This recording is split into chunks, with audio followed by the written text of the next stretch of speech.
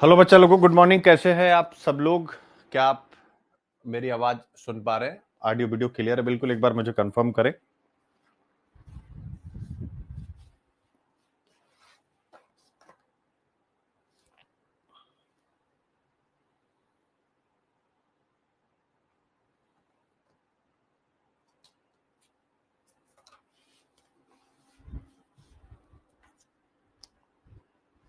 Clear है बच्चों?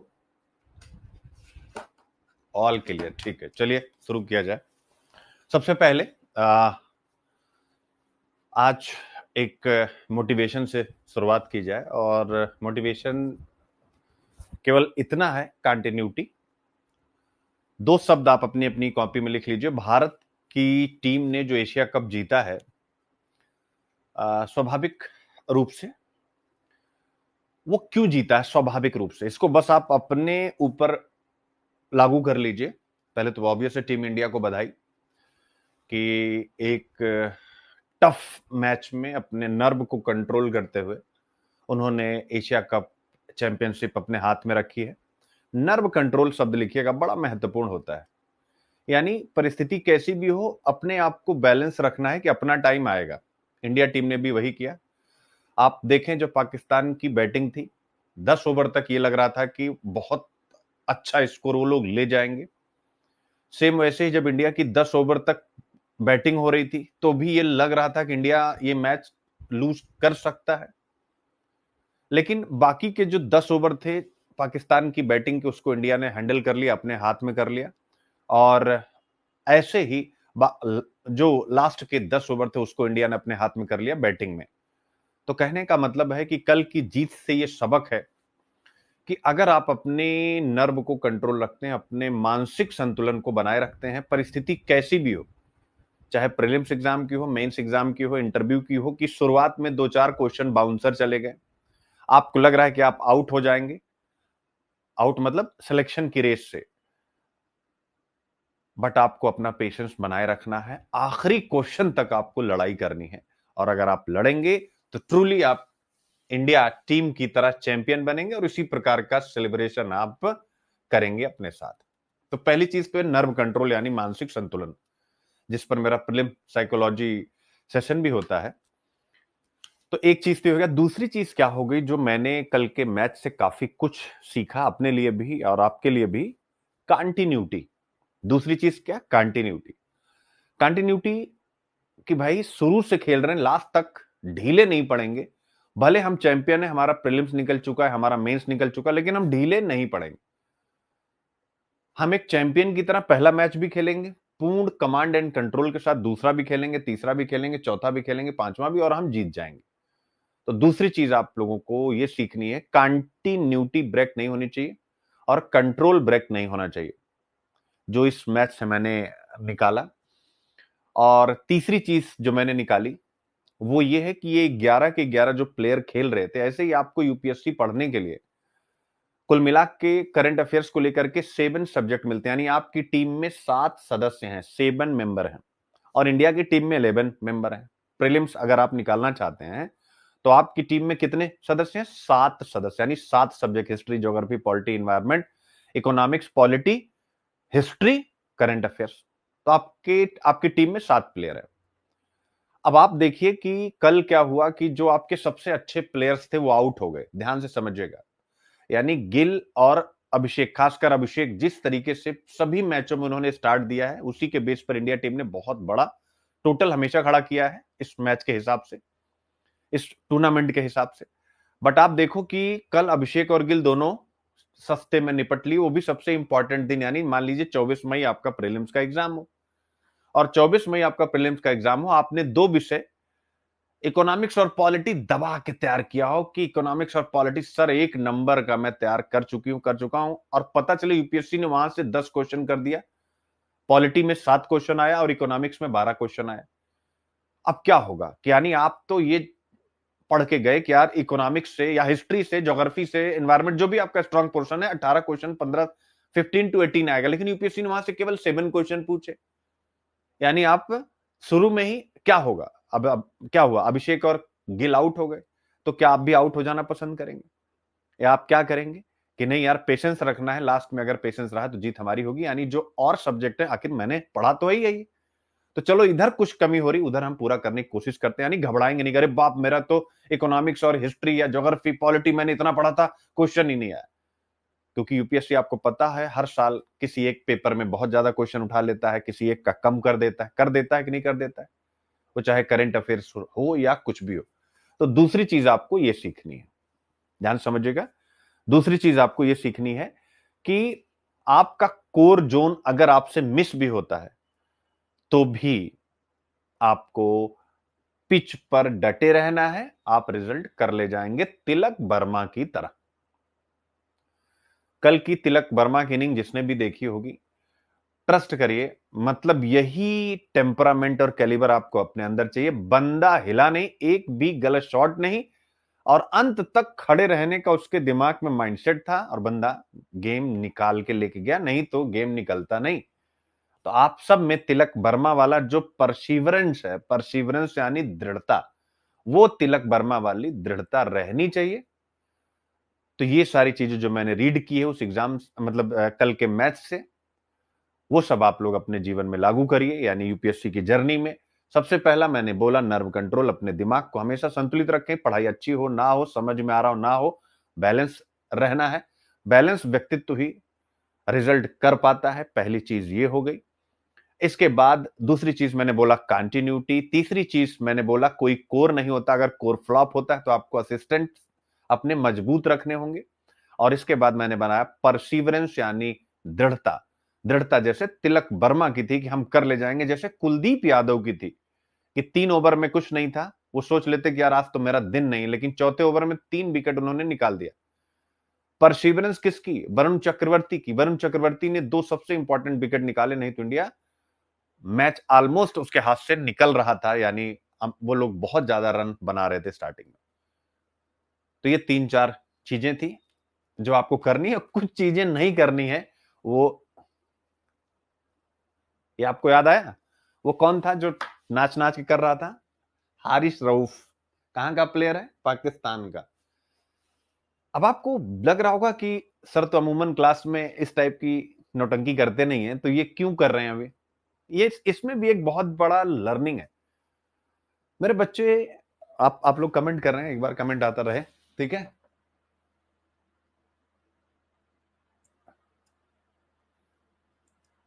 ये कौन था? हारिस रऊफ था। पिछले मैच में उसने किया, हालांकि वो मैच भी पाकिस्तान हारा, लेकिन उसका प्रदर्शन अच्छा था। लेकिन चूंकि उसने किया और 2-3 दिन मीडिया में यही सब चला, उसका दर्शकों से पंगा हुआ, ऑब्वियस है। और कल अगर पाकिस्तान हारा है, सबसे ज्यादा जिम्मेदार कोई एक व्यक्ति है तो वो है हारिस रऊफ। इतने कम टोटल वाले मैच में जिसमें 150 भी नहीं बना, उस बंदे ने अकेले अपने 3 ओवर और कुछ गेंद में 50 से ज्यादा रन खर्च कर दिए। यानी इसकी कल ऐसी कुटाई हुई है, सोचिए किसी की कुटाई नहीं हो पाई। इंडिया के बैट्समैन संघर्ष कर रहे थे, लेकिन इसने क्या किया? क्योंकि देखो जब आप कोई चीज गलत करते हो ना, तो आप कितना भी बेहतर परफॉर्मर हो, आपके ऊपर उसका नेगेटिव ही इंपैक्ट आएगा। इसको रिदम ही नहीं मिली, क्योंकि ये जो राफेल वाला था ये बहुत ज्यादा वायरल हो गया था, इसको इतनी गालियां पड़ी सोशल मीडिया अन्य जगहों पर, इसके दिमाग में वही चीजें घुस गई।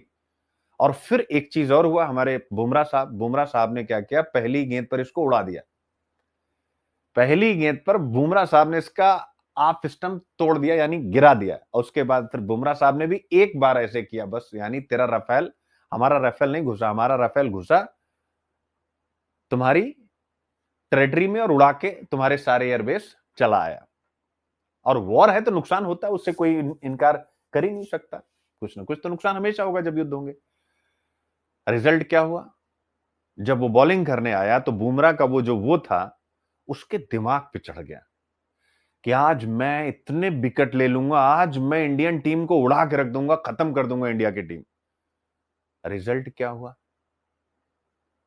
जब आप ये करके आते हो कि इस बार प्रीलिम्स उड़ा दूंगा, फिर आप अपना नर्व क्या करते हो? दूसरों के हाथ में दे देते हो। नहीं, हमेशा महात्मा बुद्ध की तरह संयमित, परसिवरेंस, पेशेंस प्लस परसिवरेंस, संयम, हाँ हम करेंगे अच्छा, हमारी प्रैक्टिस अच्छी रही, हम अच्छा करेंगे, उड़ा नहीं देंगे हम कुछ भी। तो बस यही डिसिप्लिन अपनी लाइफ में बनाइए। और इतनी जो मैंने बातें कही आपको स्वाभाविक रूप से 10 मिनट कम से कम हो गया। अब इसको एक निबंध में अगर डाल दिया जाए, किसमें डाल दिया जाए, एक निबंध में, तो शायद ये जो पूरी जर्नी रही है आपके काम और ज्यादा आएगी। यानी एक पक्ष हो गया मोटिवेशनल, एक हो गया अब इसको आप यूपीएससी के लिए कैसे यूज करेंगे।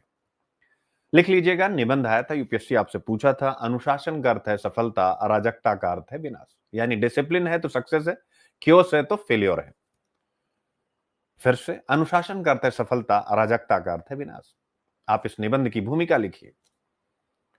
आप इस निबंध की भूमिका, और बिहार पीसीएस के जो बच्चे 71 पीसीएस का मेंस लिखने जा रहे हैं, आप तो जरूर इसको किसी न किसी निबंध में डालिएगा, क्योंकि क्रिकेट एक ऐसी चीज है और मौका है एशियन चैंपियनशिप का, तो आपके लिए तो आपका आंसर और स्ट्रांग हो जाएगा। और चूंकि क्रिकेट इंडिया में एक रिलीजन की तरह, हर व्यक्ति खेले ना खेले सब इसके बारे में जानते हैं, तो ऐसे में आप भूमिका लिखिएगा कि पाकिस्तान और इंडिया के बीच में हुआ फाइनल अनुशासन और अराजकता के बीच के द्वंद्व का एक विजुअल चित्र प्रस्तुत करता है, जहां पर एक तरफ अनुशासित भारतीय टीम थी और वहीं दूसरी तरफ अराजक पाकिस्तान की टीम। पाकिस्तान की टीम अराजक इसलिए क्योंकि उन्होंने फील्ड पर वह कार्य किया जो अराजक व्यक्तित्व ही कर सकता है, कोई भी खेल व्यक्तित्व नहीं कर सकता। और वह अराजक व्यक्तित्व आप बताएंगे कि अराजक व्यक्तित्व का उदाहरण जैसे इशारे करना एक खिलाड़ी के द्वारा कि हमने तुम्हारे सारे विमान गिराए। एक दूसरा, एक खिलाड़ी का आतंकवादियों की तरह बंदूक, शतक मारने के बाद बंदूक और फायर का निशाना करना, यह अराजकता का परिचायक था। परिणाम हुआ एशियन चैंपियनशिप में उनकी पराजय और भारत की विजय। भारत जो अनुशासन से भरा हुआ, तो से कर सकते हैं। ठीक है, चलिए स्टार्ट करें। अब आपको लग गया होगा कि आदमी जो है समय गंवाता नहीं है। ठीक है, तो ये वेलकम टू अभिव्यक्ति लर्निंग ऐप। जो भी बच्चे मुझे यूट्यूब पर देख रहे होंगे, आपके लिए यह क्लास अभिव्यक्ति लर्निंग ऐप पर बिल्कुल फ्री है। जैसे आप यूट्यूब पे देखते हैं, यहां भी देख सकते हैं। यहाँ आपको फायदा ये होता है कि आपके कमेंट वगैरह भी मैं बहुत सारे देख पाता हूँ, पढ़ पाता हूँ। उसके लिए आपको अभिव्यक्ति लर्निंग ऐप डाउनलोड करना पड़ेगा। चलिए शुरू करें आज की अपनी चर्चा। हाँ, और ये क्लास होती है लाइव फ्री सुबह 9 बजे, ये ध्यान रखिएगा। ठीक है, आगे बढ़ते हैं। क्या क्या टॉपिक, तो आज अगर आप सैटरडे और आज का आर्टिकल देखेंगे तो कुछ भी ऐसा कुछ भी है ही नहीं, मतलब आप मानिए कि कुछ भी नहीं है। तो क्या क्या है जो हम लोग कर सकते हैं, कुछ भी कहे कि नहीं, कि मैं मतलब बहुत सारे टॉपिक रखता हूं, उस लिहाज से कह रहा हूं। करूर ट्रेजेडी पर, करूर त्रासदी में 40 लोग मारे गए। आप सबको पता है कि करूर त्रासदी क्या है। क्या है करूर त्रासदी? यानी मेरे प्यारे बच्चों, जो तमिल एक्टर हैं विजय, उनकी एक रैली थी, उसमें स्टैम्पीड यानी भगदड़ हो गई, और भगदड़ होने के बाद जो है 40 लोगों की मृत्यु हो गई। तो स्वाभाविक रूप से यह एक मुद्दा बन जाता है जीएस पेपर 4 एथिक्स के लिए, जीएस पेपर 2 गवर्नेंस के लिए, और एसे के लिए भी, कि भाई हम कब तक इस प्रकार की चीजें होने देंगे। आप देखें, भगदड़ हिंदुस्तान में जैसे कॉमन हो गई है, कहीं पर भी कुछ भी हो, कोई भी धार्मिक आयोजन हो, कोई भी भीड़ हो, तो इसका मैनेजमेंट क्यों नहीं हो रहा है? और समय आ गया है कि इसको आप डिजास्टर मैनेजमेंट के तहत भी पढ़ें। तो करूर त्रासदी पर एक केस स्टडी कराने जा रहा हूं कि अगर आप डीएम हो तो आप कैसे यहां पर रिएक्ट करेंगे, एथिकल डायलेमा क्या है, इन एथिकल डायलेमा से आप निकलेंगे कैसे, करूर त्रासदी के संदर्भ में जीएस पेपर 4। क्योंकि स्टैम्पीड इस बीच काफी हुआ है, और प्रयाग में कुंभ मेले से बहुत सारे टॉपिक हमने देखे हैं।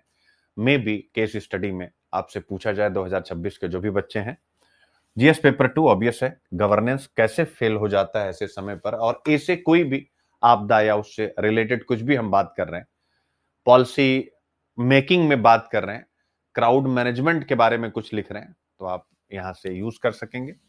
दूसरा टॉपिक हम लोग करेंगे, बहुत बढ़िया टॉपिक आज का ये टॉपिक, मतलब बहुत बहुत जबरदस्त है मेरे बच्चों।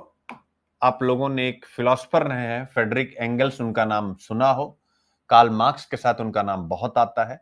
आज हम एआई की दुनिया में, यानी एआई आर्टिफिशियल इंटेलिजेंस जो इस दुनिया को एक नया शेप दे रहा है, दे ही रहा है, आप सब भी इस चीज से एग्री करेंगे। उसमें आज हम पढ़ने जा रहे हैं एआई जिस दुनिया को आकार दे रहा है वह एंगल्स पॉज की स्थिति में दुनिया को ले जा रहा है। यानी एआई एंगल्स पॉज, पॉज मतलब विराम, रुक जाना, एंगल्स यानी फ्रेडरिक एंगल्स। तो ये फ्रेडरिक एंगल्स का पॉज का रूल क्या है और कैसे एआई हमको उसी तरफ ले जा रहा है, बहुत बढ़िया टॉपिक बच्चे, मजा आने वाला है। एआई पर मैंने बहुत सारी चीजें कराई, लेकिन ये जो फ्रेडरिक एंगल्स साहब का एंगल पॉज है आज एआई के ऊपर लागू हो रहा है, ये क्या है, जबरदस्त। कैसे बताते हैं अभी आपको, जब इसको डिस्कस करेंगे। जीएस पेपर 1, सोसाइटी, जनसंख्या एवं संबद्ध मुद्दे, पॉपुलेशन एंड रिलेटेड इश्यू मेरे प्यारे बच्चों। फिर इसके बाद सोशल इंपावरमेंट, सामाजिक सशक्तिकरण। फिर इसके बाद गरीबी यानी poverty and development related issue, तीनों के साथ जाएगा जीएस पेपर 1 में। जीएस पेपर 2 में ये जाएगा पॉवर्टी एंड हंगर रिलेटेड, यानी गरीबी एवं भूख से संबंधित विषय। थोड़ा थोड़ा आपको आइडिया लग रहा होगा कि मैं क्या कराने जा रहा हूं फ्रेडरिक एंगल्स वाले में। और फिर जाएगा जनसंख्या के अति संवेदनशील वर्गों के लिए अब आपको नई स्कीम्स इंट्रोड्यूस करनी पड़ेगी, यानी केवल प्रधानमंत्री गरीब कल्याण अन्न योजना से काम नहीं चलेगा, इसके आगे कुछ करना पड़ेगा। और जीएस पेपर 3, इंक्लूसिव ग्रोथ, समावेशी विकास के सामने एक बहुत बड़ा चैलेंज आने वाला है। जैसे हम पढ़ते ना कि भारत, एक यूपीएससी ने आपसे प्रश्न पूछा था कि भारत समावेशी विकास नहीं प्राप्त कर पा रहा, उसके सामने सबसे बड़ी जो बाधा है वो केयरलेस यूजलेस मैन पावर है। पूछा था कि नहीं पूछा था? केयरलेस और यूजलेस मैन पावर है, इसलिए हम समावेशी विकास नहीं प्राप्त कर पा रहे, यानी वो बेकार है, वो कुछ कर ही नहीं सकते, वो सरकारी योजनाओं पर निर्भर लोग हैं। अब आज केयरलेस और यूजलेस शब्द हटा दीजिए, आपसे पूछेगा कि भारत में समावेशी विकास को प्राप्त करने के चैलेंज में, चुनौतियों में बहुत सारे चैलेंज रहे, लेकिन अब फ्रेडरिक एंगल्स का पॉज एक नए चैलेंज के रूप में सामने आ रहा है। अब वो कैसे आ रहा है, समावेशी विकास के सामने एआई कैसे चैलेंज उत्पन्न करने जा रहा है, इसे आज हम समझने जा रहे हैं एंगल्स के पॉज प्रिंसिपल से। और आज आप सब लोगों का कान और खड़ा होना चाहिए, आप सब बच्चों का ये जो कान है और खड़ा होना चाहिए अपनी अपनी फैमिलियों के लिए, नॉट केवल अपने लिए। आप जिन परिवारों से लो मिडिल क्लास और मैं जो भी डिप्राइव्ड सेक्शन से बच्चे आ रहे हैं, भले उनकी थोड़ी बहुत आर्थिक स्थिति ठीक हो, आप एक ऐसी दुनिया में जा रहे हैं जो एंगल्स के पॉज के नियम के तहत चल रही है और अमीर और गरीब के बीच की खाई बहुत ज्यादा गहरी होने जा रही। ये एआई करेगा, ये मैं आपको पहले भी पढ़ा चुका हूं, आज भी पढ़ेंगे, और आपने ना जाने कितनी बार मैंने इस पर डिस्कस किया, लेकिन आज उसी को हम पढ़ने जा रहे हैं एंगल्स के पॉज से। इसलिए एआई एक ऐसी सच्चाई है, और ये कोई कॉमन इंसान ने आर्टिकल नहीं लिखा है, एआई के दुनिया के सबसे बड़े विद्वानों में से एक, प्लस नोबेल पुरस्कार विजेता, उन्होंने लिखा है। मैं इस पे कुछ नहीं अपनी तरफ से डालूंगा, जबरदस्त लिखा। तो एआई पर यूपीएससी बहुत सारे प्रश्न पूछता है, जैसे 2019 में ही इसे आपसे पूछा हुआ, कृत्रिम बुद्धिमत्ता, आर्टिफिशियल इंटेलिजेंस, याद आया? बेरोजगारी बढ़ाएगा या रीस्किल अप स्किल के द्वारा न्यू एम्प्लॉयमेंट जनरेट करेगा, याद आ गया प्रश्न। और लगातार दो, चाहे आप हेल्थ सेक्टर में देखो, आर्टिफिशियल इंटेलिजेंस को लेकर के जीएस पेपर 2 में क्वेश्चन पूछ चुका, जीएस पेपर 3 में पूछ चुका। तो ये तो अब एक ऐसा विषय है जिस पर आपको हमेशा पढ़ना, लेकिन ये हो गया डायरेक्ट आर्टिफिशियल इंटेलिजेंस के प्रोज क्या है, कॉन्स क्या है। लेकिन आर्टिफिशियल इंटेलिजेंस को जिस एंगल से मैं लेके चल रहा हूं वो बहुत इंपॉर्टेंट होगा, जीएस पेपर 1, 2, 3, समावेशी विकास, मजा आएगा। जीएस पेपर 4 इथिक्स, तकनीकी नैतिकता, यानी एआई को अब एआई नैतिक हो, वह एक डिबेट बहुत पहले से चल रही है, बट एआई इंक्लूसिव हो, यह डिबेट आज मैं आपके सामने शुरू करने जा रहा हूं, क्योंकि इस आर्टिकल में कहीं इंक्लूसिव एआई शब्द का इस्तेमाल नहीं किया गया, लेकिन जो मैंने आर्टिकल पढ़ा, प्लीज अपनी कॉपी में आप लिख लीजिए। और यह निबंध आ सकता है in future, inclusive AI, need of the hour, समावेशी एआई, दो बुलेट लगाइए और लिखिए समय की मांग। अब ये पूरा टॉपिक ही मैं कराने जा रहा हूं, समावेशी कृत्रिम बुद्धिमत्ता, यानी जो इनका आर्टिकल उसको मोल्ड करेंगे। फिर प्रीलिम्स ऑब्वियस है, तो आपको पूरा मिलता ही मिलता पर डे। फिर इसके बाद आएगा भोजन की खाली प्लेट किसका प्रतीक होनी चाहिए। तो बच्चों, आज है 29 सितंबर 29, आज भोजन की बर्बादी को रोकने का दिवस मनाया जाता है। ठीक है, जैसे बहुत सारे डे आप सेलिब्रेट करते हैं, एनवायरमेंट डे, बायोडाइवर्सिटी डे, अपना बर्थडे, वैसे ही भोजन की बर्बादी को रोकने का एक दिन होता है, 29 सितंबर को सेलिब्रेट किया जाता है। तो आज हम पढ़ने जा रहे हैं भोजन की बर्बादी। और इस भोजन की बर्बादी को केवल भोजन की बर्बादी के रूप में नहीं लेना है, इस भोजन की बर्बादी को लेना है बहुत बड़ी संख्या में भोजन की बर्बादी। इसका सोशल एस्पेक्ट्स क्या है, जीएस पेपर 2 कैसे ये हेल्थ और ह्यूमन रिसोर्स के साथ जुड़ रहा है, कैसे ये गरीबी और भूख के साथ जुड़ रहा है। जीएस पेपर 3 कैसे इन्वायरमेंट कंजर्वेशन, पर्यावरण संरक्षण के साथ जुड़ रहा है, कि जो फूड वेस्ट है कैसे ये इस पृथ्वी को ही गर्म कर रहे हैं। बढ़िया टॉपिक है। सर्कुलर इकोनॉमी, जीएस पेपर 3 हम इसके द्वारा पढ़ेंगे। सर्कुलर इकोनॉमी ए से और प्रीलिम्स, बहुत बढ़िया टॉपिक है, ये भी अच्छा टॉपिक है। ठीक है, तो 3 हमारे पास बहुत ही शानदार टॉपिक। बाकी तो आज आप देख सकते हैं करूर में जो दुर्घटना हुई है, एक्टर विजय वही इंडियन एक्सप्रेस में भी छाया हुआ। ये पूरा कंटेंट मेरे प्यारे बच्चों आप लोगों को मिलता है इस एडवांस IQIP नाम की पीडीएफ में 2 बजे। और ध्यान से समझें, हर एक टॉपिक का प्रीलिम्स का क्वेश्चन भी मिलता है।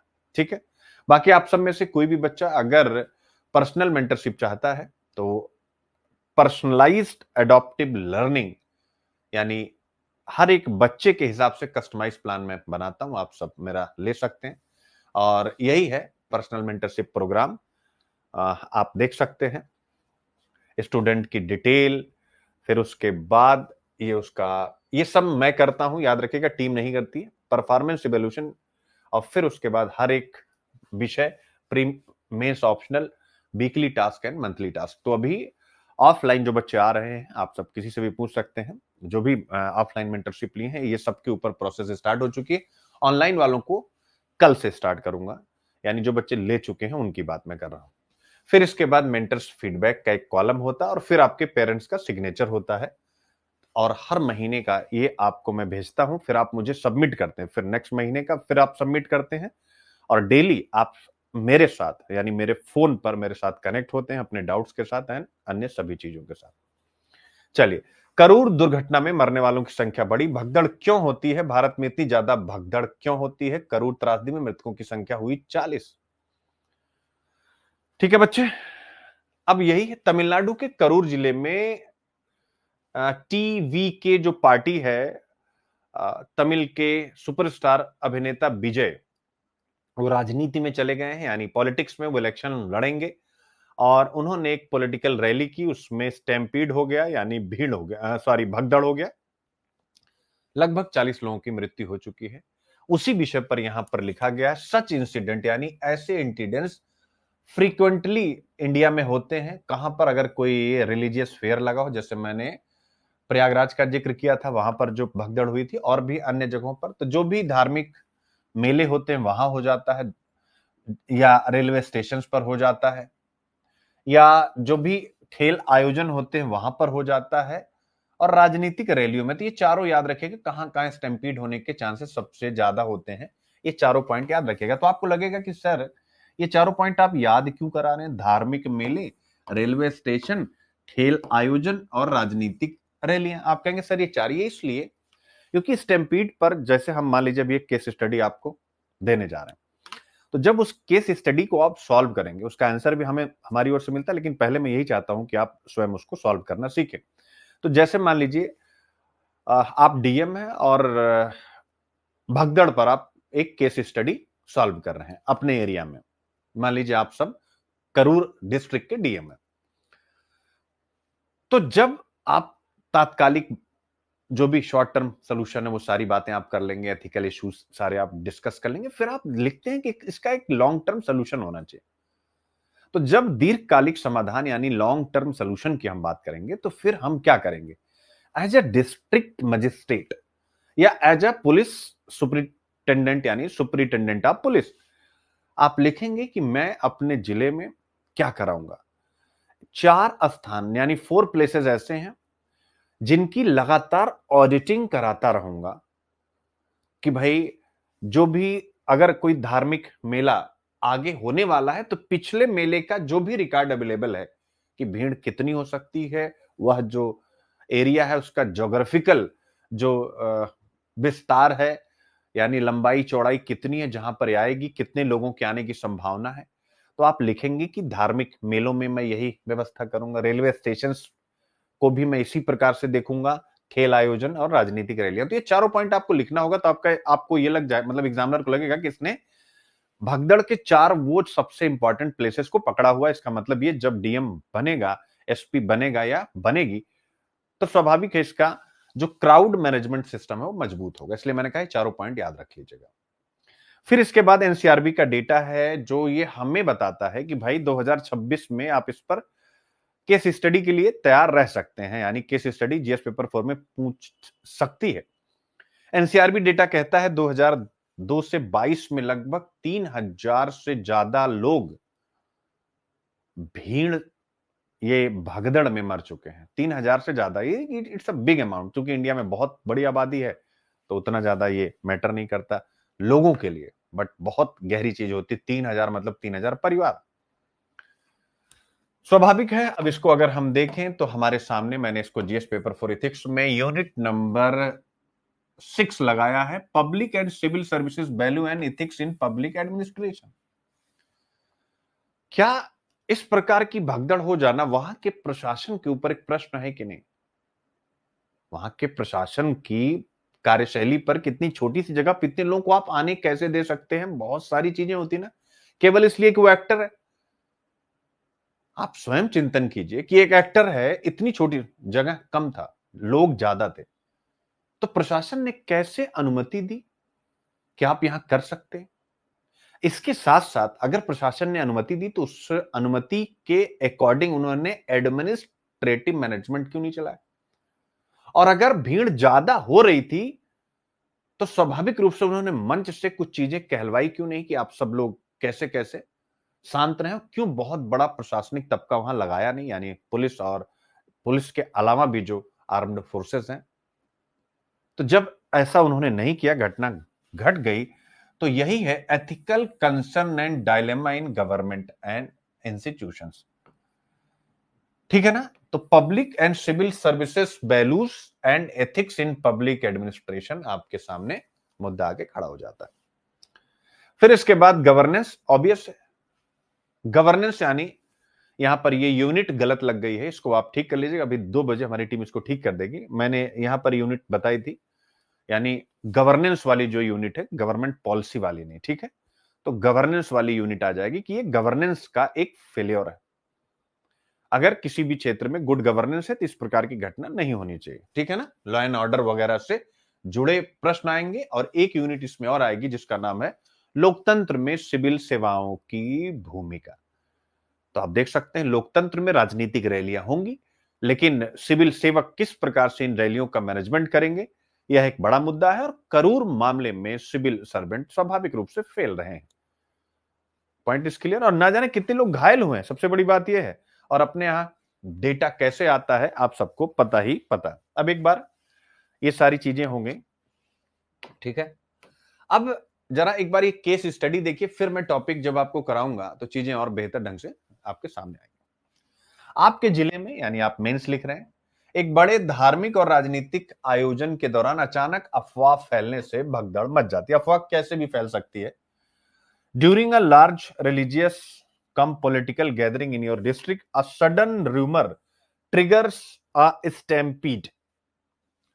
ठीक है, चूंकि आपको पता है इंटरनल सिक्योरिटी को थ्रेट फैलाने वाले एलिमेंट होते ही होते हैं हर एक राज्य में, हर एक जगह पर, जिन्हें हम स्लीपर सेल्स कहते हैं। तो वो सब ये सारी घटनाएं उनको अंजाम देते हैं, यानी विदेशी शक्तियां भी इसमें इन्वॉल्व होती हैं, आप सबको पता है। Hundreds are injured. Media is reporting live. The chief minister pressure you to show the situation as peaceful. अब देखिएगा, भगदड़ हुई, सैकड़ों लोग घायल हो जाते हैं, मीडिया लगातार लाइव रिपोर्टिंग कर रहा है, जो कि हमेशा करता है। ऐसे में जो सीएम साहब आपसे कहते हैं कि स्थिति किसी भी हालत में शांतिपूर्ण दिखनी चाहिए। ठीक है, यानी सीएम कह रहे हैं कि स्थिति मीडिया में बिल्कुल शांतिपूर्ण दिखे, और वहीं जो आपके अंडर आपका पुलिस फोर्स है वो आपसे पूछता है कि क्या भीड़ को नियंत्रित करने के लिए लाठीचार्ज किया जाए, यानी आपका जो भी आपका प्रशासनिक तंत्र है वो कह रहा है कि भैया भीड़ को कंट्रोल करने के लिए हमें लाठीचार्ज करना है, और सीएम कह रहे हैं कि शांति हो। सीएम कह रहे हैं शांति हो, और आपके जो अधीनस्थ अधिकारी हैं, सबऑर्डिनेट, वो कह रहे हैं कि सर अब तो लाठी चलानी पड़ेगी, नहीं तो हमारी जान को ही खतरा है। यानी अब आपको दो धारी तलवार पर खड़ा कर दिया गया कि सीएम कह रहा शांति हो, और आपकी टीम कह रही कि लाठी चलना चाहिए, नहीं तो हमारी जान को खतरा है। अगर लाठी चली तो सीएम ने जो शांतिपूर्ण कहा है वह हो नहीं पाएगा, और वह हो नहीं पाएगा तो सीएम आपको 2 मिनट में यहां से उठा के वहां या आपके करियर में बहुत सारी समस्याएं पैदा कर सकता है। और अगर आपने अपने प्रशासन के लोगों की बातों को नहीं माना तो ऑब्वियस वहां परिस्थिति बिगड़ सकती है, और उनको भी चैलेंज हो सकता है। ऐसे में जिला मजिस्ट्रेट के रूप में आप किन नैतिक दुविधाओं का सामना करेंगे अगर ऐसी स्थिति आ जाती है, एथिकल डायलेमास का, ठीक है ना। As district magistrate, what are the major ethical dilemmas you face in this situation? Suggest the course of action you would adopt while upholding public service values। यानी जिला मजिस्ट्रेट के रूप में किन एथिकल डायलेमास का सोचिए आप, अभी मैं डिस्कस करने वाला हूं, और लोक सेवा मूल्यों को ध्यान में रखते हुए आप क्या कदम उठाएंगे। प्रश्न 100% वैलिड हो गया कि नहीं 2026, 27, 28 किसी भी साल के लिए। और जरूरी नहीं कि इथिक्स पढ़ने के लिए हमारे पास इथिक्स की सारी क्लास हो। आप हर एक मुद्दे पर एक अंडरस्टैंडिंग डेवलप कीजिए। आप विश्वास करें, इसीलिए यूपीएससी के सिलेबस में लिखा होता है जनरल स्टडी, सामान्य अध्ययन, नॉट स्पेशल स्टडी। कहीं लिखा होता है जनरल स्टडी, सामान्य अध्ययन, कि आपको सामान्य रूप से चीजें पता होनी चाहिए। और 50% में हम पहली रैंक दे रहे हैं, तो आप काहे को 100% लेने के चक्कर में अपनी जिंदगी तो खराब कर ही रहे हैं, कई और लोगों को खराब करें। पूछे कैसे? जैसे मान लीजिए मैं हूं क्लास में, मैं खड़ा हो गया और मैंने कहा, स्टार्टिंग से ही मैं ये कर रहा हूं, याद रखिएगा, जब से मैं इस फील्ड में अपनी कोचिंग रन कर रहा हूं, 2014 में मैंने अपनी कोचिंग डाल ली थी, तो और मैंने हमेशा अपनी ही कोचिंग रन की है। 2014 में अब जैसे मैं आया एकदम, मतलब एकदम यंग, और चलो भाई स्टार्ट होता है, 10 साल पहले की बात। मैंने कहा भाई देखो, मेरा एक्सपीरियंस है कि इस एग्जाम में ज्यादा नहीं पढ़ना। मैंने खुद इंटरव्यू दिया है, फेल हूं, 4 अटेम्प्ट थे, और उस टाइम हमारे टाइम पे 4 ही अटेम्प्ट मिलते थे जनरल कैटेगरी के कैंडिडेट को, अभी इस टाइम 6 मिलते हैं, और लगातार मेंस लिखा है। तो मेरा अपना एक्सपीरियंस ये कहता है कि यार हमने ज्यादा पढ़ा, शायद जब भी फेल होते गए कोई कहता गया इनसे पढ़ लो, उनसे पढ़ लो, या फिर नई चीजें और इंट्रोड्यूस कर लो। काश किसी ने कहा होता कि जो पढ़ रहे उसी को 70 बार पढ़ो, 50% चाहिए पहली रैंक के लिए। हमने 100% ढूंढा, यही बात क्लास में कहा। अब उसमें क्या होगा, कुछ बच्चे एग्री कर जाएंगे, जो 4-5 एकदम मक्खन होंगे, 2-4 उसमें से थोड़े से, अरे सर तो कह रहे हैं कि सिलेबस है नहीं पूरा कराएंगे, तो यही लेके बैठे हुए हैं। आप स्वयं चिंतन करो बेटा, ये तो सबसे बड़ी बात थी कि आप लोग इस पे अपने विचार रखिए। जैसे अभी कुछ दिन पहले मैंने एक ग्रुप में मैसेज कराया आदित्य सर से, पुराने जो अनअकैडमी या अड्डा जहां पर भी मैं था, एक नैतिक मूल्य के तहत। इस पर आप सबके विचार यहां जानना चाहूं, क्योंकि ग्रुप में अब मैं एक्टिव हूं नहीं किसी में, टीम को मैंने एक्टिव किया है इसलिए, क्योंकि मैं क्या बहस करूंगा अगर कोई बच्चा नेगेटिविटी पे आकर के इधर उधर की बातें करेगा, मैं उससे क्या बहस कर पाऊंगा। ना तो उसको मैं बुरा कह सकता हूं, क्योंकि मेरा एक टीचर उसी दिन कमजोर होने लग जाएगा। इस दिन अगर अपने किसी बच्चे के फ्यूचर को लेकर के उसने सख्ती से कहा कि तुम्हारा ऐसा हो जाएगा वैसा हो जाएगा, अगर इस टाइप का एटीट्यूड आप रखते हो, वो वीक हो जाएगा। और कुछ बच्चे ऐसे होते हैं कि भाई ऑब्वियस आप वो इसी लैंग्वेज में समझेंगे, और कोई लैंग्वेज नहीं, इससे अच्छा आप शांत रहो। सृजनकर्ता को कभी भी विध्वंस के बारे में बात नहीं करना चाहिए। तो मैंने टीम को एक्टिव किया कि जो बच्चे इस बीच एग्जाम वगैरह दे रहे हैं, जैसे मान लीजिए आरओ एआरओ का एग्जाम अभी प्री हो रहा था, हमने कहा कि लिख दीजिएगा आप कि कोई नए कोर्स की तरफ आपको नहीं लाया जाएगा, कुछ भी नहीं। और जो भी बच्चे कहीं पर भी इन्वॉल्व हों, कुछ हमसे पूछना चाहें तो पूछ सकते हैं, ध्यान से समझिएगा। हमारी टीम ने लिखा, हम आपकी हर संभव कोशिश करेंगे। आप सब लोगों ने कुछ मैसेज भी देखा हो। तो उसमें से चलो बच्चों का जो भी नाराजगी है, आप सोचिए कि आज के 1.5 साल पहले जब मैंने चैनल बनाया था, हर एक ग्रुप में आपने देखा होगा एक लंबा सा माफीनामा भेजा गया था। अगर आप सबको याद हो कि बच्चों, मैं माफी चाहूंगा, कोई भी व्यक्ति प्लेटफॉर्म अपने मन से नहीं छोड़ता है, समस्या रहती है, लेकिन अब उन समस्याओं, कुछ लोग होते हैं यूट्यूब पे आके सारी बातें बता देते हैं। बहुत से टीचर्स ने बताई है कि उन्होंने अनअकैडमी क्यों छोड़ी।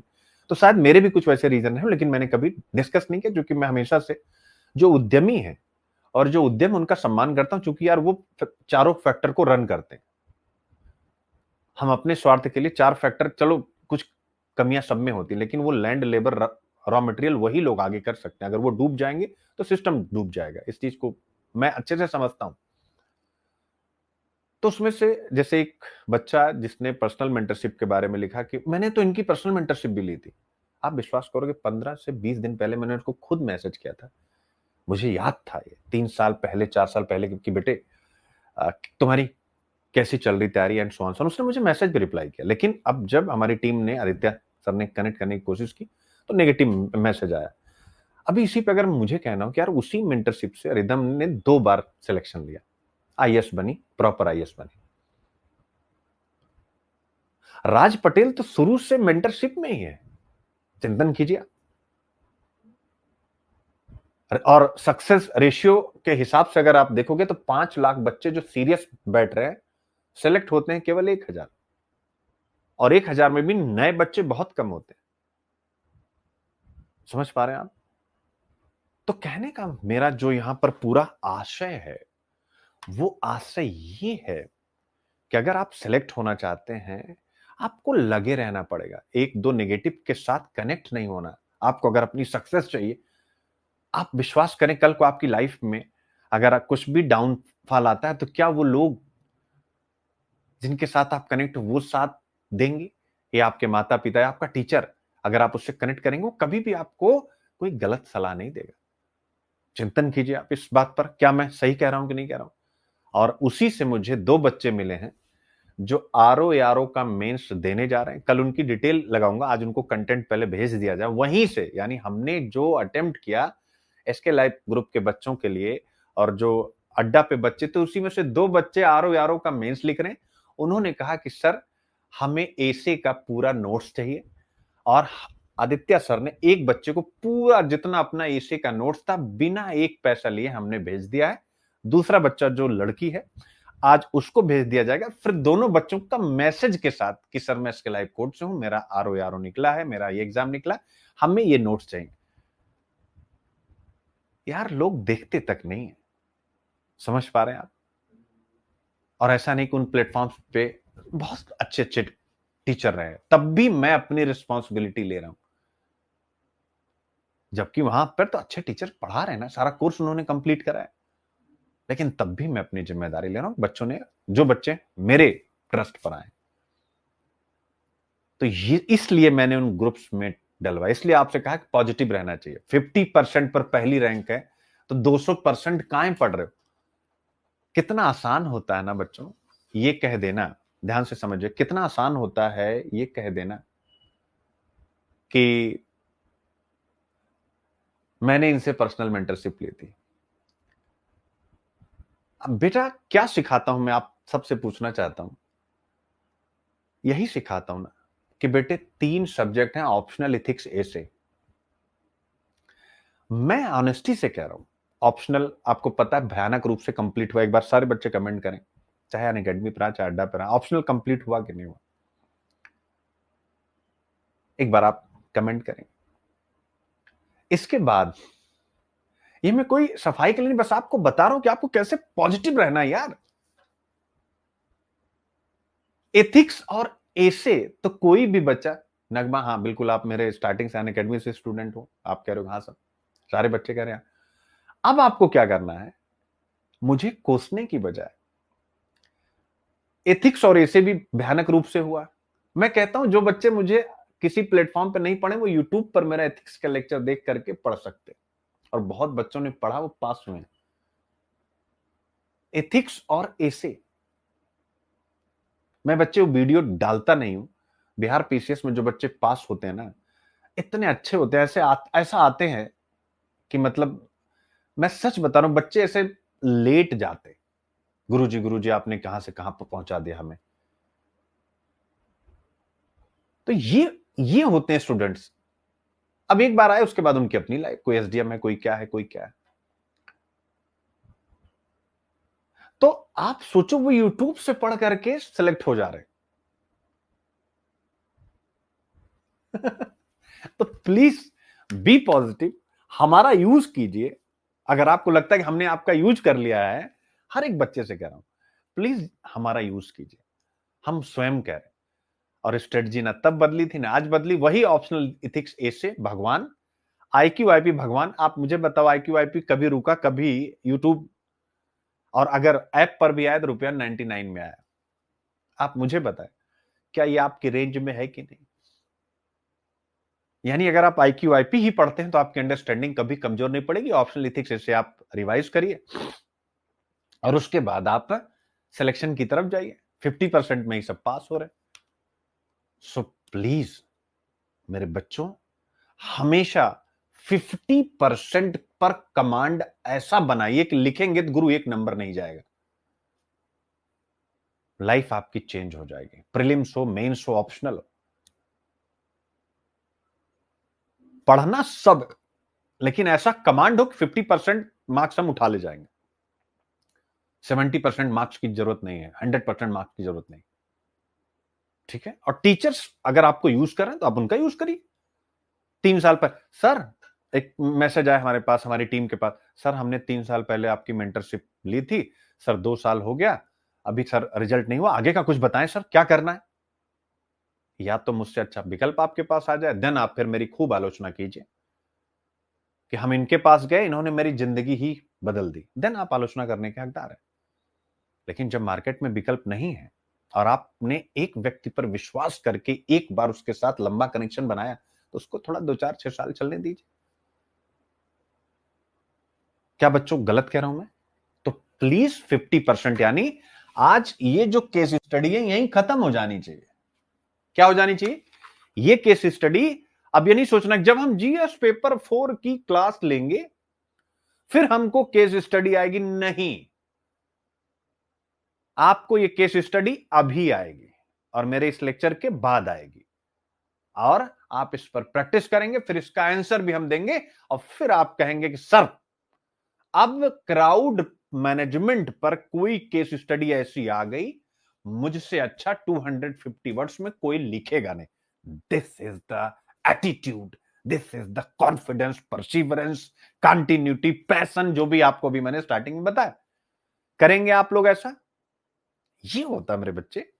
ठीक है ना? जब सेलेक्ट हो जाइए फिर आलोचना कीजिएगा।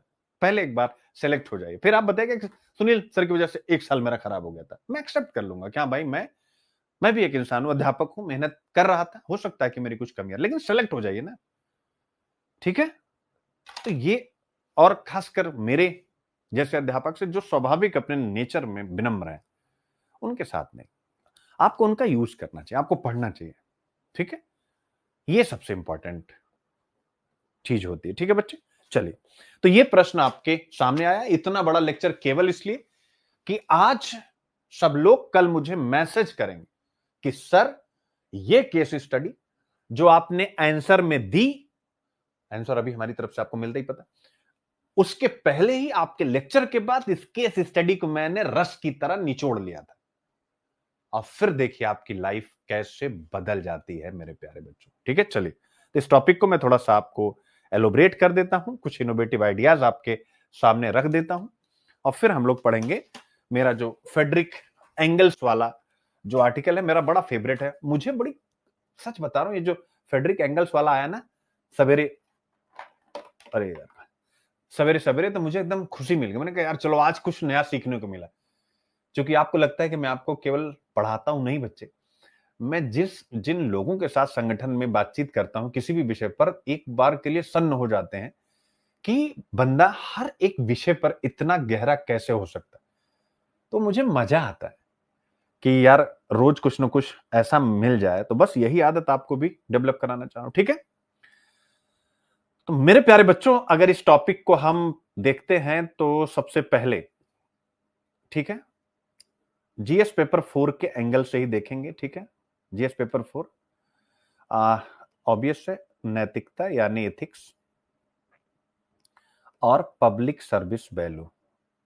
पब्लिक सर्विस वैल्यू यानी लोक सेवा मूल्य के हिसाब से। तो आप ध्यान से देखें कैसे इन सब विषयों को आप अपने यूपीएससी के अकॉर्डिंग लाएंगे, चूंकि घटनाक्रम आपको पता लग गया करूर का। तो इसको एथिक्स के एंगल से आप देखेंगे कैसे, आपकी लैंग्वेज कैसे होनी चाहिए। तो लैंग्वेज ये होनी चाहिए कि नैतिकता और लोक सेवा मूल्य, ये दो चीजें क्या है मेरे बच्चों, प्रशासन की आत्मा है कि नहीं। सोल ऑफ एडमिनिस्ट्रेशन, ये क्या है, प्रशासन की आत्मा है। क्यों, आप कहेंगे क्यों सर, ये भी तो बताइए। क्योंकि मेरे प्यारे बच्चों, इन्हीं से तय होता है, क्या तय होता है, आप कहेंगे इन्हीं से तय होता है कि संकट की घड़ी में, संकट की घड़ी में एक अधिकारी, यानी ये जो आप अधिकारी यानी जिला मजिस्ट्रेट हैं आप, ठीक है, एक अधिकारी कैसे निर्णय लेगा, क्या लेगा, एक अधिकारी कैसे, हाउ, ये जरा मैं, कैसे निर्णय लेगा, नहीं आपके निर्णय लेने के तरीके को यूपीएससी नोटिस करेगा और कॉपी चेक करने वाले उसी पर मार्क्स देंगे, ठीक है। अब ऑब्वियस है आज नैतिकता और पब्लिक सर्विस वैल्यू की चर्चा हम क्यों कर रहे हैं, तो आपको घटनाक्रम मैंने बता ही दिया था। घटनाक्रम यानी जो इवेंट विजय ने आयोजित किया था, और उसमें क्या हो गया, स्टैम्पीड हो गया। स्टैम्पीड यानी भगदड़ मेरे प्यारे बच्चों।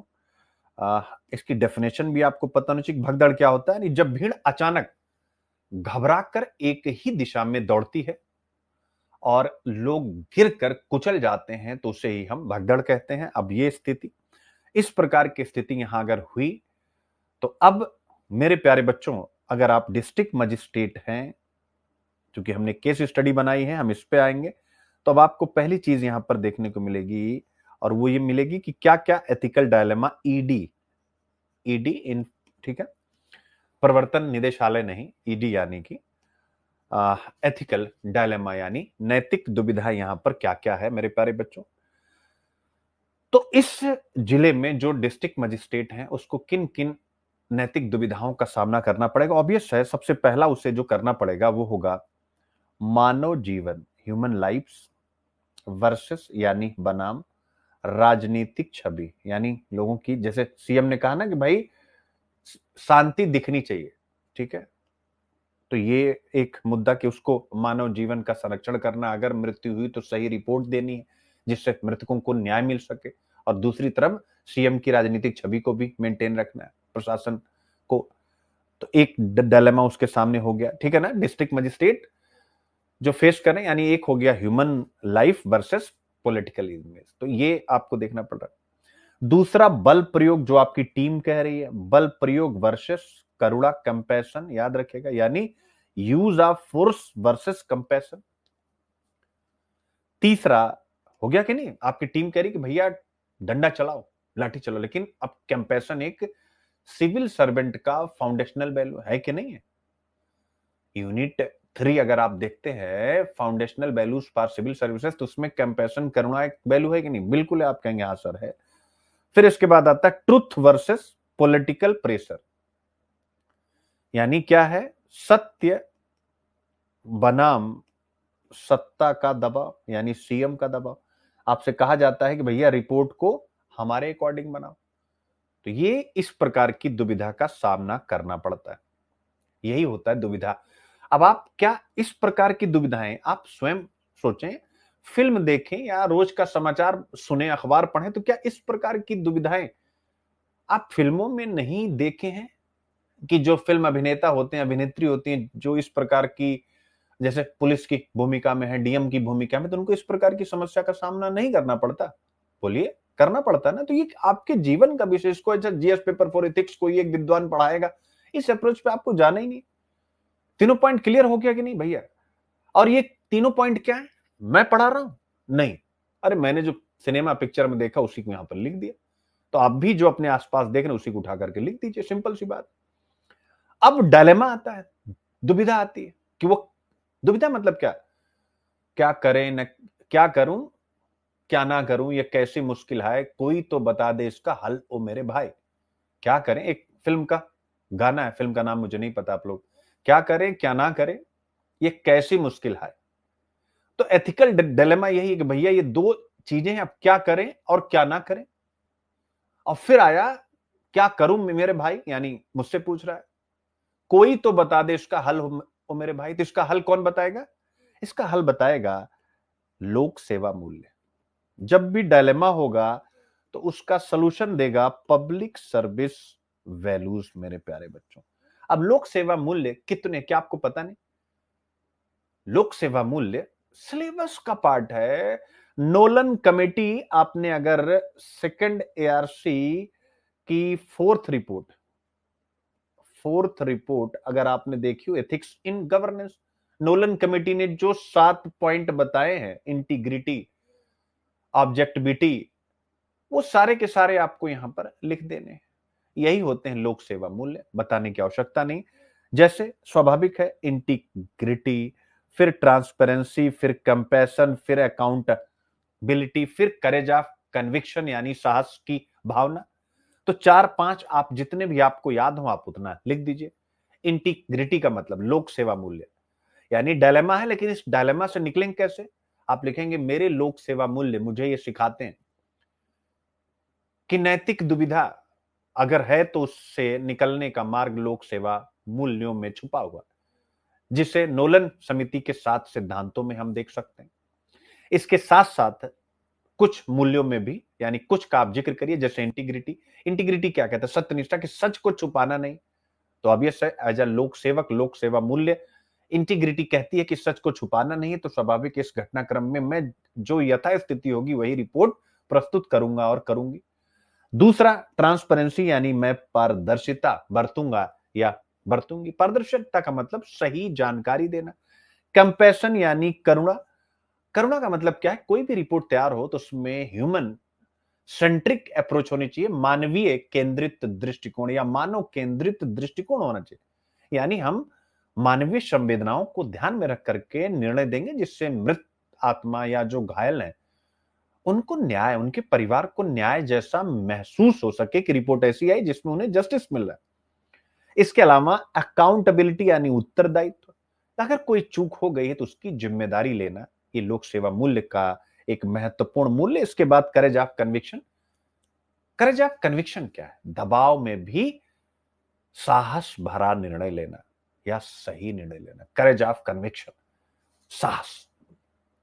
दबाव है सीएम का और पुलिस बल का, दोनों का है, लेकिन दबाव में सही निर्णय लेना, इसके लिए लोक सेवा मूल्य हमें शक्ति प्रदान करता है। किसको? एक लोक सेवक को, मेरे प्यारे बच्चों। ठीक है, अब डिसीजन क्या लेंगे? इसी लोक सेवा मूल्य के आधार पर आप निर्णय लेंगे, जिसका आंसर मैंने दिया हुआ है। अब आंसर तो बताने लायक है नहीं, जो कि सारी चीजें मैंने बता दी है। ठीक है बच्चे, पॉइंट इज क्लियर? ठीक है, चलो हल्का सा हिंट कर ही देता हूं, नहीं तो आप कहोगे नए बच्चे। अब लोक सेवा मूल्य आपने बताया, तो लोक सेवा मूल्य इतने हैं। अब ऐसी परिस्थिति में ये लोक सेवा मूल्य एथिकल गवर्नेंस की अपेक्षा करते हैं। और एथिकल गवर्नेंस मेरे प्यारे बच्चों स्वाभाविक रूप से क्या है कि देश काल परिस्थिति, टाइम, कंट्री, सिचुएशन में प्रशासन को वही करना चाहिए जो मानव कल्याण की दृष्टि से, ह्यूमन वेलफेयर की दृष्टि से उचित हो। सभी इंडियन या मोरल वर्ल्ड के जो मोरल थिंकर एंड फिलोसफर्स है, सबकी भी यही जो है उनके थॉट्स की जर्नी का एसेंस भी यही रहा है। यानी जितने भी विचारक, उनके सिद्धांतों का नाम अलग हो सकता है, लेकिन सबका लक्ष्य ही था मानव कल्याण। तो फिर आप एक रिपोर्ट बढ़िया सा तैयार करेंगे, यानी वस्तु स्थिति क्या रही है, कैसे रही है, और इस विषय पर आधारित आप एक प्रश्न का उत्तर लिखेंगे और इसका आंसर आपको हमारी पीडीएफ में मिल जाएगा। लेकिन पहले खुद सोचिए, फिर कोई डाउट रहे तो कल की क्लास में ही, यहां तो सबसे बड़ा चीज होता है कि आपके कमेंट मेरे सामने होते हैं। अब आते हैं एआई शेप लेते विश्व, यानी अब दुनिया में एआई ही लीडर है। एंगल्स का एक विराम, यानी एंगल्स पॉज क्या है, ये बहुत बढ़िया टॉपिक है। मतलब मेरे प्यारे बच्चों, इसको मैं पहले पढ़ाऊंगा और फिर उसके बाद आईक्यू आईपी पे आऊंगा, क्योंकि अगर पहले मैं पढ़ाया नहीं तो थोड़ा सा आपके लिए बाउंसर चला जाएगा। तो पहले इसको पढ़ा देता हूं, ठीक रहेगा ना? क्योंकि ऑब्वियसली नया टॉपिक है, तो पता चले बाउंसर गया तो वो मजा नहीं आएगा, ठीक है? तो सबसे पहले मेरे प्यारे बच्चों, ये जो विषय है जिसको हम पढ़ने जा रहे हैं, एआई। एआई, और साफ साफ हम कह सकते हैं एआई और उसका इंपैक्ट मेरे प्यारे बच्चों, यानी कृत्रिम बुद्धिमत्ता और उसका प्रभाव।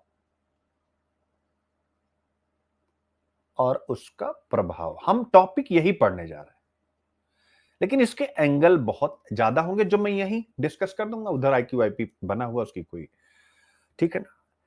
तो एआई का जो यहां एंगल मेरे प्यारे बच्चों खींचा गया है वो यही है कि एआई केवल अपने आप में टेक्नोलॉजी, यानी केवल तकनीक नहीं है। केवल ये टेक्नोलॉजी नहीं है, क्रॉस का मतलब नहीं है। तो आप कहेंगे सर फिर क्या है? तो ये तकनीक नहीं है मेरे बच्चों, ये इकोनॉमिक जस्टिस यानी आर्थिक न्याय, यह इंक्लूसिव ग्रोथ यानी समावेशी विकास, और ह्यूमन डिग्निटी यानी मानव गरिमा से जुड़ा हुआ। तीनों शब्द याद रखिएगा। अब देखिए आप, यानी जीडीपी भी बढ़ाएगा प्लस समावेशी विकास की दृष्टि से क्या चैलेंज उत्पन्न करेगा, दोनों चीजें आपके सामने हैं। तो इस पूरे आर्टिकल में मेरे प्यारे बच्चों यही डिस्कस किया गया कि ये जीडीपी तो बढ़ाएगा, लेकिन उनकी बढ़ाएगा जो एआई का यूज करेगा। अब एआई का यूज तो कभी लोग कर पाएंगे, why? Because of GDP, because of कि भाई एआई महंगा भी है और एआई के लिए आपको डिजिटली लिटरेट होना चाहिए। तो जो इसको अफोर्ड कर सकेगा और जो इसका यूज कर सकेगा, तो अफोर्डेबिलिटी प्लस यूजेबिलिटी, दोनों दो शब्द बहुत इंपॉर्टेंट है मेरे बच्चे। अफोर्डेबिलिटी प्लस यूजेबिलिटी, ये दोनों जिसके पास होगा वो इस जीडीपी में अपना बड़ा रोल प्ले करेगा। और उसको जब रोल प्ले करेगा, किस रूप में? वो रॉ मटेरियल के सप्लायर के रूप में, लेबर के रूप में, किसी भी इन्वेस्टर के रूप में, तो उसका हिस्सा भी बड़ा होगा। जो नहीं करेगा उसका हिस्सा होगा ही नहीं, और अगर होगा भी तो बहुत छोटा हिस्सा होगा। यही विषय यहां पर डिस्कस किया गया है मेरे प्यारे बच्चों, ठीक है ना? और बहुत महत्वपूर्ण इसमें जो टर्म आया हुआ है वो आया हुआ है एंगल्स पॉज, ठीक है ना? एंगल्स पॉज, ठीक है ना? पॉज, ये इसी नियम के द्वारा इस चीज को समझाया गया। लेकिन पहले मैं थोड़ा आप लोगों के सामने रख दूं, जैसे जब हम पढ़ते हैं बेटा फैक्टर ऑफ प्रोडक्शन, पढ़ते हैं ना, FOP, factor of production, land, raw material, labour, capital, enterprise, यानी भूमि और कच्चा माल, श्रम, पूंजी और उद्यम। ये चारों मिल करके ही हमारे देश या विश्व के किसी भी देश की जो जीडीपी है उसका निर्माण करते हैं। यानी जितनी भी गुड्स प्लस सर्विसेज बनती हैं वो इन्हीं चारों के मिलने से बनती है। ये तो आप सबको रटा हुआ, बताने की जरूरत नहीं। मेरे प्यारे बच्चों, टेक्नोलॉजी, अब एक फैक्टर आता है जिसका नाम है टेक्नोलॉजी, यानी तकनीक। यहां लिख देता हूं मैं, टेक्नोलॉजी। टेक्नोलॉजी के बारे में क्या है कि ये इन चारों फैक्टर की एफिशिएंसी बढ़ा देता है। लैंड, रॉ मटेरियल की, यानी रॉ मटेरियल को आप बहुत अच्छे से प्रोसेस कर पाएंगे थ्रू टेक्नोलॉजी, और विशेषकर एआई तो बहुत बड़ी चीज है। लेबर को आप और ज्यादा स्किल कर सकेंगे, और स्वाभाविक है एआई जहां वहां पर कैपिटल इन्वेस्टमेंट भी खूब आता है, और उद्यमी को काम करने में मजा भी आता है। तो ये चारों फैक्टर, यानी टेक्नोलॉजी जहां भी है वहां पर जीडीपी क्या होती है? Plus plus plus plus plus. तो यही चीज यहां पर डिस्कस है मेरे प्यारे बच्चों, जो ये कह रहा है कि आने वाले समय में जीडीपी उन देशों की बढ़ेगी जिनके पास एआई सक्षम, एआई इनेबल्ड इकोनॉमिक सिस्टम है। वहीं के लोग ज्यादा रोजगार प्राप्त करेंगे, एम्प्लॉयमेंट भी, और उनकी इनकम भी, पर कैपिटा इनकम भी उन्हीं की ज्यादा बढ़ेगी।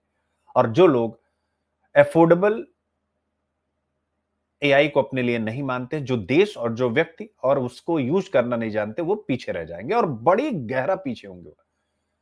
इसलिए बेटा कहा जाता है ना, एफोर्डेबिलिटी ही मैटर नहीं करता, यूजेबिलिटी सबसे ज्यादा मैटर करता है। कि भाई आपके पास मान लीजिए लैपटॉप है, आप उसका यूज ही नहीं कर पा रहे, आपके पास कोई टीचर है, आप उसका यूज ही नहीं कर पा रहे। अफोर्डेबिलिटी नहीं है, यूजेबिलिटी, दोनों चीजें बहुत ज्यादा महत्वपूर्ण है। आई होप आप समझ गए। अब यहां पर आता है कि ये कहा गया है, जो भी एडिटोरियल राइटर हैं वो ये कह रहे हैं, और उसको एक बार आप लोग पहले देख लीजिए, तब और अच्छे से समझ में आएगा, तब मैं इसको समझाऊं अपने एंगल से। ठीक है, अरे आ जाओ भाई। ठीक है, अब यहां पर एक जिक्र किया गया है आर्टिफिशियल इंटेलिजेंस के वैज्ञानिक हैं जोफ्री हिल्टन, इनका जिक्र किया गया और नोबेल पुरस्कार भी इन्होंने जीता है। इन्होंने अभी हाल ही में फाइनेंशियल टाइम्स एक अखबार है उसको इंटरव्यू दिया, उसी इंटरव्यू में जो उन्होंने बात की उसी को लेकर के आर्टिकल लिखा गया है।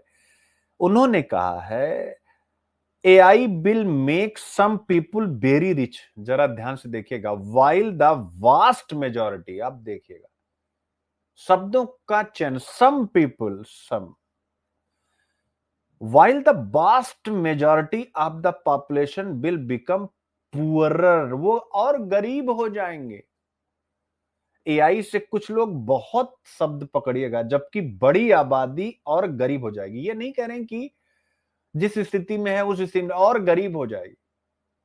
ये बहुत बड़ा चैलेंज है, इसको आप हल्के मत लीजिएगा। ये वो लोग कह रहे हैं जो एआई में टॉप पे चल रहे हैं, यानी ये विचारक। पश्चिमी देशों को क्या समस्या, उनके पास तो एआई है ही, लेकिन तब भी वो लिख रहे हैं कि जो अब इसका इंपैक्ट व्यक्ति और के रूप में आप अपने अपने परिवार के ऊपर महसूस कीजिए कि अगर आपके घर का छोटा बच्चा एआई यूज नहीं कर पाता है, और इंग्लिश मीडियम के अच्छे अच्छे स्कूलों में पढ़ने वाले बच्चे एआई अभी से यूज कर रहे, अब ये मत समझिएगा कि एआई क्रिटिकल थिंकिंग कमजोर करता है। एक बार आर्टिकल आया था, मैंने भी पढ़ाया था, लेकिन मुझे लगता है कि एआई क्रिटिकल थिंकिंग और मजबूत करता है अगर उसको अच्छे से यूज करे। क्या मैं सही हूं कि नहीं? लोग कह रहे हैं ना कि बच्चे होमवर्क जो है, हाँ, जो बच्चे होमवर्क को पूरा करने के लिए एआई का यूज कर रहे हैं वो तो फिर अलग चीज हो गया ना, लेकिन अगर आप एआई का यूज करते हैं तो क्रिटिकल थिंकिंग आपकी जबरदस्त विकसित करता है, इसमें कहीं से कोई डाउट नहीं। तो ये चीज जो मैं आपको पहले से पढ़ाता आया हूं, जोफ्री हिल्टन साहब ने भी वही बात कही है कि एआई से कुछ लोग बहुत अमीर होंगे जबकि बड़ी आबादी गरीब होती जाएगी। और इसी संदर्भ में उन्होंने एक हिस्टोरिकल कॉन्सेप्ट उठाया है जिसे बोलते हैं एंगल्स पॉज, यानी एंगल्स रुकावट। ठीक है, अब ये एंगल्स रुकावट क्या है, सबसे इंपॉर्टेंट है। एंगल्स पॉज को थोड़ा सा समझिएगा, तब आपको समझ में आएगा कि ये जो कहना चाह रहे हैं वो क्या है। मेरे प्यारे बच्चों, एंगल्स पॉज क्या है? 19th सेंचुरी में आपको ले चलता हूं इतिहास, इसीलिए देखिए वो निबंध आ गया, अतीत मानवीय चेतना एवं जीवन मूल्यों का अस्थाई आयाम होता है। उस निबंध की भूमिका में आप इसको डाल दीजिएगा। किसको? एंगल्स पॉज को। अब मैं जो बोलने जा रहा हूं एंगल्स पॉज के बारे में, जो समझाने जा रहा हूं, वही लिखिएगा कि एंगल्स पॉज 19th सेंचुरी का एक कॉन्सेप्ट है। क्या है बताता हूं, अभी अभी पहले सीख लीजिए। 19th सेंचुरी की एक अवधारणा है जो विकास और असमानता, डेवलपमेंट और इनइक्वालिटी के बारे में बात करती है। आज एआई के जमाने में प्रसिद्ध एआई विद्वान मिस्टर जोफ्री हिंटन और नोबेल पुरस्कार विजेता, यानी दोनों चीज लिख दीजिएगा, उन्होंने एक अखबार को दिए अपने इंटरव्यू में जब यह कहा कि एआई से कुछ लोग अमीर होंगे, बड़ी भारी आबादी गरीब होगी, और इसको समझाने के लिए जब उन्होंने 19वीं शताब्दी के एंगल्स पॉज सिद्धांत को अपनाया, तो वहीं यह बात प्रमाणित हो गई कि अतीत मानवीय चेतना एवं जीवन मूल्यों का अस्थाई आयाम होता है। मजा आ गया कि नहीं आ गया? चिंतन कीजिए आप बच्चों, मजा आया गया कि नहीं आ गया? तुरंत लिखिए मजा आया। ये है यूपीएससी, मुंडी पकड़ के रगड़ दो। तो अब मुद्दा आपको समझ में आ गया कि जो इंटरव्यू नोबेल प्राइज विजेता व्यक्ति जो कह रहे हैं, आखिर वो क्यों कह रहे हैं, तो क्यों उन्होंने इसको इसके साथ जोड़ा, तो क्या जोड़ा अब आपके सामने आते हैं और फिर चर्चा शुरू करते हैं। 19th सेंचुरी, 19वीं शताब्दी की, आपको याद होगा इंडस्ट्रियल रेवोल्यूशन, औद्योगिक क्रांति जब हो रही थी, अंग्रेजों के काल से शुरू हुई, भारत के धन से शुरू हुई। तो इस औद्योगिक क्रांति में आप देखोगे प्रोडक्शन यानी उत्पादन ये तो बढ़ा, उद्योगपति मजबूत हुए, लेकिन जिस तरीके से उत्पादन बढ़ा, तो जो मजदूर यानी फैक्टर में से, यानी जो ये उत्पादन बढ़ रहा था उसके लिए बहुत सारे factor, land, labour, capital, enterprise सब मिल करके काम किए, उत्पादन बढ़ा, जो भी एंटरप्राइज थे, एंटरप्रेन्योर, उद्यमी, बिजनेसमैन, सबको खूब लाभ हुआ। लेकिन मजदूरी कई दशकों तक, लेबर कई दशकों तक ठहरा रहा। इसे जर्मन दार्शनिक फ्रेडरिक एंगल्स ने नोट किया और इसी को उन्होंने अपनी पुस्तक में एंगल्स पॉज के नाम से वर्णित कर दिया। मतलब कि कोई भी तकनीक है, कोई भी विकास है, अगर उत्पादन बढ़ रहा है और उसका लाभ सभी तक नहीं पहुंच रहा, तो वहां पर हम फ्रेडरिक एंगल्स के एंगल्स पॉज सिद्धांत का जिक्र करते हैं, चूंकि वो भी यही बात कहते हैं, याद रखिए। यानी ब्रिटेन की मिलों, फैक्ट्रीज में जो काम हो रहा था, उससे उसमें मशीनें चल रही थी, एआई भी तो मशीन है ना, उस समय की मशीनें चल रही थी। मालिकों का मुनाफा, जो मैंने आपको बताया, यानी एंटरप्रेन्योर्स, इनका मुनाफा बढ़ रहा था, लेकिन मजदूर की जेब खाली हो रही थी, क्योंकि शहरों में रहने की लागत भी तो बढ़ जाती है। तो जो वेतन पा रहे थे शहरों में रह रहे थे, गांव से आकर के शहरों में रह रहे थे। इसी को, यानी आज के आर्टिकल में एआई को इसी पॉज एंगल्स में पीए लिखा करूंगा, पॉज एंगल्स के साथ जोड़ा है मेरे प्यारे बच्चों। यानी साफ कहा गया कि जो आज एआई है, इस एआई से जरा नोट कर लीजिएगा, आपको पढ़ने को मिलेगा, एआई प्लस जनरेटिव एआई से जो कंपनियां हैं, ये देखिएगा, enterprise, land, labour, capital, enterprise, ये जो कंपनियां हैं एंटरप्राइज, ये कंपनियां मेरे प्यारे बच्चों सालाना इनकी जो कॉस्ट है वो 30 से 50% तक घट गई है। अरे भाई, जहां 50 लोग काम करते थे वहां एक मशीन काम करे। 30 से 50% तक इन्होंने पर ईयर अपनी लागत कम कर ली है। 100 रुपया लगता था तो अब 40 या 50 रुपए ही लग रहे हैं। लेकिन कर्मचारियों की सैलरी या तो स्टेबल है या गिर रही है। लेबर की सैलरी उतनी है या गिर रही है। आप कहेंगे सर कैसे, इसको थोड़ा एग्जांपल समझे। हम कहेंगे आइए जरा समझा जाए। जैसे किसी आईटी कंपनी में चैट जीपीटी, देखिए चैट जीपीटी बहुत बड़ी चीज है, जैसे टूल से 5 लोगों का काम अब 1 या 2 लोग कर रहे हैं कि नहीं कर रहे। अब इससे क्या हो गया, कंपनी का खर्च घट गया और 3 लोगों की नौकरी चली गई, 5 में से 3 की नौकरी चली गई। अब ये 3 कौन है, ये 3 कौन है, land, raw material, labour, capital, enterprise. अब ये 3 कौन है, ये लेबर है भैया, इनकी नौकरी गई। समझ रहे हैं। इसी प्रकार से अगर इसको आप ग्लोबल इंपैक्ट के रूप में देखें, जो आर्टिकल में जिक्र किया गया, ये कहा गया कि एआई से 2030 तक जीडीपी में $15.7 ट्रिलियन का योगदान होगा। यानी कि एआई जीडीपी को बहुत बड़ा कर देगा। परंतु वहीं आईएमएफ कहता है, जो इस आर्टिकल में जिक्र किया गया है, बहुत चिंता वाली बात है, ये वही स्वप्न जो आपको सोने नहीं देगा। 40% नौकरियां पूरे विश्व की, नॉट ओनली इंडिया की, विश्व में शामिल है, 40% नौकरियां एआई के कारण प्रभावित होंगी। कैसे, या तो वो निकाल दिए जाएंगे या उनका वेतन कम कर दिया जाएगा, क्योंकि आपके पास सौदेबाजी की क्षमता नहीं रहेगी। मैंने उस दिन भी आपको एग्जाम्पल से दिखाया, मेरे प्यारे बच्चों, आपको याद हो कि मैंने जो पर्सनल मेंटरशिप का जो मैं आप लोगों को भेज रहा हूं अभी बच्चों को, दीक्षा बेटे आप अगर क्लास में हो तो एक बार बच्चों को बताना।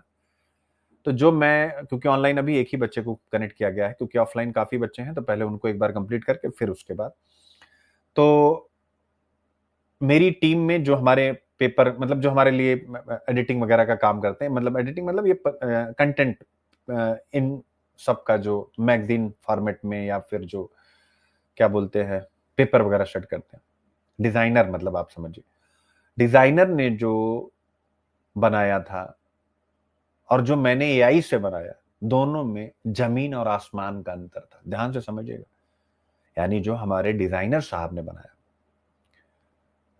और जो हमने बनाया, वो भी हमारे डिजाइनर साहब पार्ट टाइम है। ध्यान से समझिएगा, क्योंकि फुल टाइम की आवश्यकता नहीं, मैक्सिमम काम तो चैट जीपीटी एक नंबर का कर रहा है और समय नहीं लेता। सबसे बड़ी बात है, अगर आप किसी डिजाइनर को कहेंगे कि भाई ये चीज बनाना, तो उसको 2 घंटे लगेंगे और ये 2 मिनट के अंदर क्रिएट कर दे रहा है। तो अब जब मैंने बनाया तो मैंने इनसे कहा कि भाई हम अपनी टीम से, कब इनसे आप डिजाइनिंग वाला काम मत करें, चूंकि ये एआई कर रहा है, आप लोग खुद करिए। और मैंने उन लोगों को बता दिया कि ऐसे ऐसे आप यूज करिए, करेगा। तो यही चीज इस आर्टिकल में लिखी है कि आईएमएफ कह रहा है कि 40% नौकरियां इससे प्रभावित होंगी। मतलब कि अमेरिका और चाइना के युवा लाभ कमाएंगे, लेकिन भारत के ग्रामीण युवाओं को नई नौकरियों के लिए रीस्किल और अप स्किल, यानी जो स्किल सीखे हुए हैं, नॉन स्किल तो बाहर ही है, जो स्किल सीखे उनको फिर से रीस्किल करो एआई के अकॉर्डिंग, और अगर एआई के अकॉर्डिंग उन्होंने कर लिया तो अप स्किल करो, उसको और स्ट्रांग बनाओ, समय के साथ उसमें ट्रेनिंग बढ़ाते रहो, अन्यथा वो बाहर हो जाएंगे। मजा आया? तो इसका मतलब अब कितने निबंध यहां जिंदा हो जाएंगे। विजनरी डिसीजन लेने का समय आ गया है भारत के नीति निर्माताओं को। जब भारत के गांव में, यानी जो एपीजे अब्दुल कलाम सर की अवधारणा रही, उसी के आधार पर provide urban amenities in rural area, उसको थोड़ा चेंज कर देना। जैसे उन्होंने कहा था पूरा शहरी सुविधाओं को 50 गांव के बीच में पहुंचा दो, हेल्थ एजुकेशन के सेंटर, ये सारी चीजें, तो क्या होगा, लोग शहरों पे आएंगे नहीं, शहरों का दबाव कम हो जाएगा और एक इकोनॉमी का भी डिसेंट्रलाइजेशन होगा, फैसिलिटीज का भी डिसेंट्रलाइजेशन होगा। इसी को अगर मैं थोड़ा और अपने ढंग से इनोवेटिव आइडिया के रूप में अगर कन्वर्ट करूं, तो आपको क्या करने की जरूरत है। अब ग्रामीण भारत में जितने भी भारत की यूनिवर्सिटी है, जैसे मैं अगर इलाहाबाद यूनिवर्सिटी का जिक्र करूं जहां से मैंने पढ़ाई करी, तो इलाहाबाद यूनिवर्सिटी की रूरल ब्रांचेस इलाहाबाद और उसके आसपास के जिलों में क्या खुलनी चाहिए। मैं नहीं कह रहा हूं सारी, लेकिन एक तो, एक बुंदेलखंड में खुलनी चाहिए कि नहीं, या बुंदेलखंड यूनिवर्सिटी है कोई, तो उसकी भी रूरल ब्रांचेस, ऐसे ही मेरठ यूनिवर्सिटी वेस्टर्न यूपी में, उसकी भी रूरल ब्रांचेस खुलनी चाहिए। इग्नू की ढेर सारी ब्रांचेस रूरल इंडिया में खुलनी चाहिए, और केवल ये कॉलेज नहीं, इनकी ब्रांचेस नहीं, यानी Allahabad university academics and skill centre. समझ पा रहे हैं आप? खुलनी चाहिए कि नहीं, क्योंकि नहीं तो ग्रामीण युवा बर्बाद हो जाएगा। और आज गृह मंत्री महोदय कहते हैं, और अच्छी बात है, उन्होंने कहा है, कल उनका मैं इंटरव्यू देख रहा था, उन्होंने कहा कि 2026 मार्च तक का उन्होंने समय दिया है कि नक्सलवाद खत्म हो जाएगा। क्या दिया है? मार्च 2026 तक उन्होंने कहा नक्सलवाद खत्म हो जाएगा। अच्छी बात है। यानी हमने गुड गवर्नेंस, सोशल जस्टिस और त्वरित पुलिस रिस्पांस के द्वारा नक्सलवाद पर कंट्रोल कर लिया। लेकिन क्या इस बात की गारंटी है कि अगर रूरल एरिया एआई के द्वारा जो आज हम समस्या पढ़ रहे हैं, क्या फिर से अगर डिस्ट्रीब्यूटिव जस्टिस, वितरण न्याय नहीं हुआ, तो भाई मैं नहीं कहता, विद्वान कहते हैं, यूपीएससी खुद प्रश्न पूछा हुआ कि वितरण न्याय के बिना आर्थिक प्रगति अवश्य हिंसा को जन्म देगी। और यही नक्सलवादी आंदोलन का कारण था कि वितरण न्याय नहीं था। एक आदमी बहुत अमीर हो रहा था, एक बहुत गरीब की स्थिति में जा रहा था। तो फिर इस प्रकार के विचार कभी मरते नहीं है, याद रखिएगा। श्रीलंका में कितने सालों के बाद वामपंथी सरकार का आगमन हुआ कि नहीं हुआ? तो कहने का मतलब विचार कभी मरते नहीं। अगर डिस्ट्रीब्यूटिव जस्टिस नहीं होगा, आने वाले समय में इस प्रकार के विचार फिर से पैदा हो जाएंगे कि नहीं? तो इस पर पॉलिसी मेकर्स को ध्यान देने की जरूरत है कि जितनी भी कॉलेज हैं, जैसे दिल्ली के हैं, तो उनकी रूरल ब्रांचेस खुलनी चाहिए। क्यों नहीं खुलनी चाहिए? इग्नू की रूरल ब्रांच खुल जाएगी तो क्या इग्नू का नाम खराब हो जाएगा? What is this man? आज अगर मैं ऑनलाइन आप सब बच्चों से बात करूं, कोई भी टीचर अगर मेरा लेक्चर देखें, वो भी अपने विचार करें, अगर ऑनलाइन का उनका सिस्टम चल रहा है तो 100 एडमिशन में से ऑलमोस्ट 80% लड़कियां होती हैं, महिलाएं होती हैं। क्यों होती है? इसलिए चूंकि उनको फिजिकली फैमिली भेजना या तो अफोर्ड नहीं कर सकती, या ऑब्वियस है लड़कियों को भेजना उन्हें लगता है कि सेफ नहीं है, या पेट्रियार्कल माइंडसेट है। तीनों चीजें हो सकती है। क्या ये सही है कि नहीं? तो यार, जब हम डेटा के द्वारा ये बात कह रहे हैं कि ये सत्य है, पिछले 6 सालों से अगर मेरा एक बहुत बड़ा जोन रहा है, मैं एक कंपनी का डायरेक्टर भी रहा, तो वहां पर तो पूरे डेटा पर मेरी एक्सेस थी। हर एक डेटा पर बच्चे, हर एक डेटा इंटरनल सारी एक्सेस मेरे पास थी। तो ये डेटा दिखाता है। तो ऐसे में अगर रूरल इग्नू खुल जाए, अरे वो सॉरी, रूरल जेएनयू, तो क्या हो जाएगा किसी देश का? जब एम्स की ब्रांचेस, बहुत तकलीफ होती है जो भारत के शिक्षा मंत्री लोग हैं, इतनी छोटी सी बात नहीं सीख पा रहे हैं कि जब एम्स की ब्रांचेस आज पूरे देश के शहरों में खुल रही हैं और भारत के प्रधानमंत्री आदरणीय गर्व से कहते हैं, और बहुत अच्छी बात कहते हैं कि एम्स अब दिल्ली में नहीं है, छोटे छोटे शहरों में है, तो क्या इग्नू एम्स से बढ़ के है? दोनों समान है ना? तो क्या, सॉरी माफी चाहूंगा, जेएनयू, तो क्या जेएनयू एम्स की तरह भारत के सैकड़ों जिलों में हो सकता है कि नहीं हो सकता? जब आप डेमोक्रेसी को डिसेंट्रलाइज कर सकते हैं, लोकतंत्र को आप पंचायत तक लेके जा सकते हैं, ऊपर प्रधानमंत्री, नीचे ग्राम प्रधान, तो यार सबसे बड़े ताज्जुब की बात है कि भारत के जितने भी शिक्षा मंत्री आज तक हुए हैं, कभी सोचा ही नहीं उन्होंने यार कि जब इतने एम्स खुल रहे हैं तो क्यों ना जेएनयू भी खोले जाए। गांव की लड़कियां, बच्चे गर्व से कहेंगे हम भी जेएनयू के स्टूडेंट हैं। यार, अपने देश के नागरिकों को यह फील कराना कहीं से गलत है क्या? केवल कुछ मुट्ठी भर लोगों के लिए जेएनयू होना चाहिए? टू बी ऑनेस्ट, विचार कीजिए किस पे। लेकिन ठीक है, अच्छी बात है। तो आई होप आप समझ गए। अब आता है कि पॉइंट इज क्लियर बेटा, इतना ही इस टॉपिक में डिस्कस्ड है। अब यहां पर इकोनॉमिक्स के बहुत सारे प्रिंसिपल लागू होते हैं, उनका भी जिक्र कर देता हूं। इकोनॉमिक प्रिंसिपल जैसे एक होता है बेटा प्रोडक्टिविटी प्रिंसिपल, यानी उत्पादकता सिद्धांत। ये इकोनॉमी का एक बड़ा प्रसिद्ध सिद्धांत है जो इस आर्टिकल के साथ जुड़ता है। यानी इसका मतलब क्या होता है कि भाई, अगर प्रोडक्शन पी बढ़ रहा है तो लाभ समाज में इक्वली, यानी समान रूप से सबको मिलना चाहिए। पर एआई में आपने आर्टिकल पढ़ा, लाभ सिर्फ कंपनियों को, कि पहले 100 रुपए का उनका लागत लगती थी कोई भी उत्पाद बनाने में, अब उनकी लागत 40 से 50 रुपया हो गई है, लेकिन फिर भी जो वहां काम कर रहे हैं उनका वेतन नहीं बढ़ा है, स्थिर है, और बहुत से लोगों की नौकरियां भी चली गई। तो पहला ये हो गया। दूसरा, मैंने डिस्ट्रीब्यूटिव जस्टिस की बात की, वितरण न्याय की बात की, यानी समाज में संसाधन और जो भी इनकम है उसका जो वितरण है वो न्याय संगत होना चाहिए, फेयर होना चाहिए। तो जो ये एआई का रूप आज हम देख पा रहे हैं, डिस्ट्रीब्यूटिव जस्टिस को कमजोर करेगा, उसको मैंने आपको समझा ही दिया गृह मंत्री महोदय साहब के स्टेटमेंट के साथ। तीसरा मेरे प्यारे बच्चों, एक कॉन्सेप्ट होता है पारेटो, पारेटो एफिशिएंसी। क्या है पारेटो? पारेटो एफिशिएंसी यानी दक्षता। ये क्या है? ये कहता है, इकोनॉमिक प्रिंसिपल है कि कोई भी बदलाव तभी सही है जब किसी को नुकसान पहुंचाए बिना सबको फायदा पहुंचे। पारेटो। लेकिन मेरे बच्चों, एआई की स्थिति तो बिल्कुल इसके उल्टी है, कुछ को फायदा, बहुतों को नुकसान। यही आर्टिकल में डिस्कस किया गया है, याद रखें। ठीक है ना?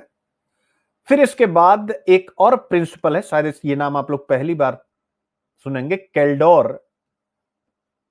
हिक्स, ठीक है ना, Kaldor Hicks compensation principle, compensation principle, ये क्या है? Kaldor Hicks, Kaldor Hicks compensation, यानी यदि किसी नीति से कुछ लोग लाभान्वित होंगे और कुछ को नुकसान होगा, तो लाभ पाने वालों को नुकसान वालों की भरपाई करनी पड़ेगी। टैक्स क्यों वसूला जाता है, आपको अच्छे से पता लग गया ना। तो एआई कंपनियों को लाभ है, तो ऑब्वियस है इन एआई कंपनियों की इस कैल्डोर और हिक्स सिद्धांत के हिसाब से उनको कंपनसेट करना पड़ेगा। क्या कंपनसेट, वो तो मैंने टैक्स का एग्जांपल अलग दिया, उसको यहां पर मत ऐड करिएगा। यानी जिन ये जो कंपनसेशन प्रिंसिपल है वो क्या है कैल्डोर और हिक्स का, कि अगर कुछ कंपनियों को लाभ हो रहा, कुछ लोगों को नुकसान हो रहा, तो लाभ पाने वाले यानी कंपनियों को नुकसान की भरपाई करनी पड़ेगी। इसका मतलब होता है कि उन्हें रीस्किलिंग और सोशल वेलफेयर में निवेश करना चाहिए। सीएसआर, कारपोरेट सोशल रिस्पॉन्सिबिलिटी, इनकी बढ़ेगी। आई होप आप बहुत अच्छे से इस टॉपिक को समझ गए। मजा आ गया? सच्ची सच्ची बताना। और यही कहा गया कि अगर एआई का लाभ सिर्फ शहरों और अमीर तबकों को मिला तो इंक्लूसिव ग्रोथ रुक जाएगी कि नहीं रुक जाएगी? और बाकी की सारी बातें मैंने आपको विस्तार से बता दी है, तो यहां से कोई इश्यू नहीं। आप एक बार कमेंट करिए, मजा आया कि नहीं इस टॉपिक को पढ़ के? मजा आया ना? एंगल्स पॉज का सिद्धांत, मजा आ गया भाई? ठीक है। विचार एक दुनिया खोजता है, सबसे पहले निबंधों से शुरुआत करें आईक्यू आईपी की। तो थॉट यानी एंगल्स पॉज, क्या ये एक विचार था कि नहीं? एक दुनिया खोज इसने खोजा कब? 19वीं शताब्दी में औद्योगिक समाज उसने जो खोजा कि एक दुनिया अमीर हो जा रही थी, एक दुनिया गरीब हो जा रही थी, असमानता बढ़ रही थी। और आज उसने उसी विचार ने एक दुनिया बनाई भी। वो कौन सी दुनिया है? एआई वाली दुनिया में जो एंगल्स पॉज का सिद्धांत आप देख सकते हैं। कनेक्ट हुआ कि नहीं हुआ? Best lessons are learn through bitter experience. तो ये जो आर्टिकल लिखा गया है, बिटर एक्सपीरियंस क्या था? औद्योगिक क्रांति में कार्ल मार्क्स, एंगल्स ये क्यों आए? पूंजीवाद के समानांतर एक व्यवस्था आई, एक थॉट आया जिसे हम समाजवाद कहते हैं, सोशलिज्म कहते हैं। क्यों आया? तो कोई भी बड़ा विचार कड़वे अनुभव से आता है, और वो अनुभव यही था कि पूंजीपत वर्ग को इंडस्ट्रियल रेवोल्यूशन का लाभ हो रहा है, मजदूरों को नुकसान हो रहा है। तो ऐसी परिस्थिति में समाजवाद का विचार अस्तित्व में आया। तो बिटर एक्सपीरियंस ही सबसे अच्छे सबक होते हैं, सिंपल सी बात है। तो ये आपके सामने आ जाता है। Technology can not replace man power. इस एंगल्स पॉज का तो पूरा का पूरा प्रिंसिपल कह रहा है भैया, तकनीक मानव शक्ति को विस्थापित अगर करेगी तो असमानता आएगी, असमानता आएगी तो एक नई विश्व व्यवस्था को जन्म लेना पड़ेगा। ऐसे में यह विचार बड़ा महत्वपूर्ण हो जाता है कि टेक्नोलॉजी मैन पावर को रिप्लेस नहीं कर सकती, लेकिन एआई कर रही है। फिर इसके बाद आते हैं ड्रीम, वे सपने मैंने आपको बता दिया जो सुने ना। अब जीएस पेपर फॉर इथिक्स में भी आप देखिए एआई एक इनपुट के रूप में, यानी क्या एआई से हम चाहे मेडिकल हो या किसी अन्य विषय पे हो, हम विश्वसनीय स्रोत के रूप में एआई को इस्तेमाल कर सकते हैं। यानी एआई के इस्तेमाल पर आपसे प्रश्न पूछा जाता है। यह टॉपिक मैंने केवल जीएस पेपर 4 के एंगल से इसलिए बता रहा हूं कि एआई का एक इनपुट के रूप में विश्वास किया जाए प्रशासनिक निर्णय लेने में। यानी अगर हमें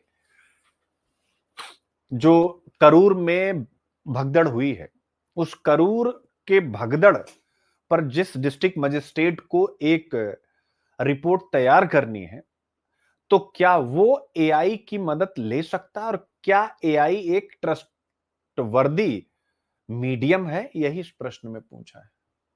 ठीक है बच्चे, तो ये आप देख सकते हैं। यानी एआई हमेशा 2025 में जीएस पेपर 1 में देख सकते हैं।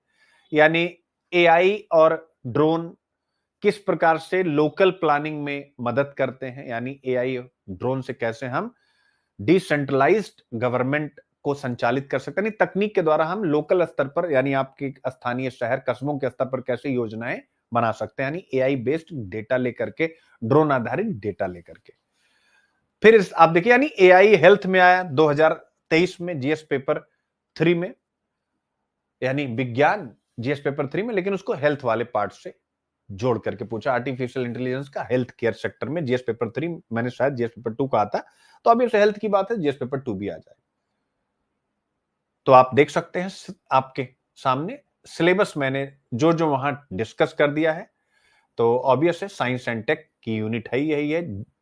जीडीपी यानी यह यूनिट आ ही गई, समावेशी विकास से चैलेंज आ ही जाएगा, गरीबी एवं भूख और केंद्र एवं राज्यों द्वारा जनसंख्या के अति संवेदनशील वर्ग, जनसंख्या एवं संबंध मुद्दे। तो ये मैंने क्यों लगाया है, इतनी यूनिट ये सब क्यों लगाई है? ये इसीलिए लगाई है कि मेरा यहां पर आपसे यह कहना है कि आपको अपने आंसर में लिखना है कि जो भी वीकर सेक्शन के लिए सरकार ने योजनाएं बनाई हैं, अब उन योजनाओं में तकनीकी लिटरेसी को प्राथमिकता देनी होगी, अन्यथा एआई गरीबों को और गरीब वंचितों को और वंचित बना देगी। इस प्रकार से आप अपनी बात कह करके लिख सकेंगे। एथिकल इश्यू मैंने बता ही दिया।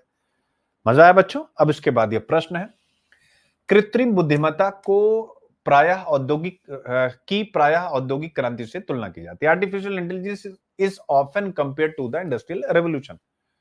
यह उत्पादकता में क्रांतिकारी वृद्धि का वादा करती है, बट एंगल्स पॉज जैसी स्थिति को दोहराने का भी खतरा उत्पन्न करती है। यानी 19वीं शताब्दी में जो हुआ था वही फिर से हो जाएगा। इस कथन की आलोचनात्मक विवेचना कीजिए, विशेषकर एआई से होने वाले नुकसान के संदर्भ में। प्रश्न देखिए कितना क्वालिटी है। एआई से होने वाले नुकसान के संदर्भ में आपको बात करनी है, फायदा वायदा मत बताने लगिएगा, ठीक है ना? क्योंकि प्रश्न का फोकस है नुकसान के संदर्भ। Critically analyse this statement in the reference to possible harms of AI. तो यहां पर ठीक है ना? अरे यार, विज्ञान वरदान है या अभिशाप, ऐसा हम लोग 10th में लिखते थे, मैंने तो लिखा था। फिर आता है अगला प्रश्न आपके सामने, एआई आधारित विकास के परिप्रेक्ष्य में यह आशंका है कि तकनीकी परिवर्तन के लाभ गरीब वर्ग तक नहीं पहुंचेंगे, जिससे समावेशी विकास पर संकट आएगा। भारत में गरीबी उन्मूलन लक्ष्यों के साथ एआई को कैसे जोड़ा जा सकता है, विवेचना कीजिए। In the context of AI-driven growth, discuss how the benefit of technological change can bypass the poor. bypass कर जाएगा कि नहीं कर जाएगा? Thereby threatening inclusive growth. बताइए भैया। तो गरीबी उन्मूलन को एआई के साथ कैसे जोड़ा जाए? बहुत घुस गया हूं अंदर। इस प्रश्न का आंसर आप सोचिए, मजा आ जाएगा। आपको आंसर अभी मिल ही जाएगा। फिर आइए अगला प्रश्न देखिए।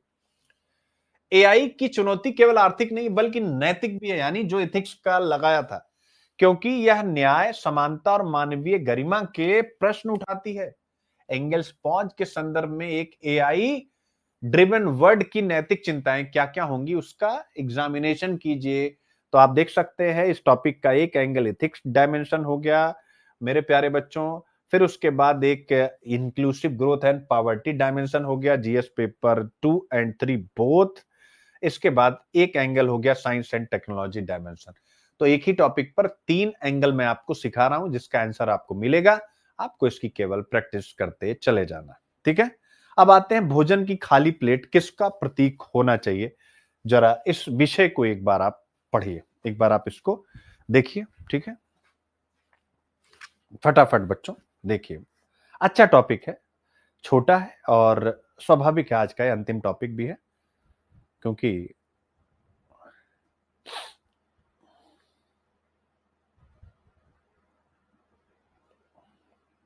ज्यादा टॉपिक आज थे नहीं।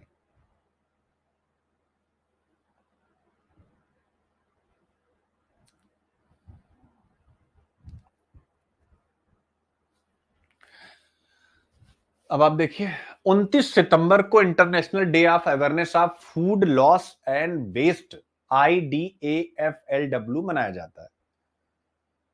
वैश्विक स्तर पर जो भी भोजन हम पैदा कर रहे हैं उसमें से 3 में से 1 बर्बाद हो जाता है।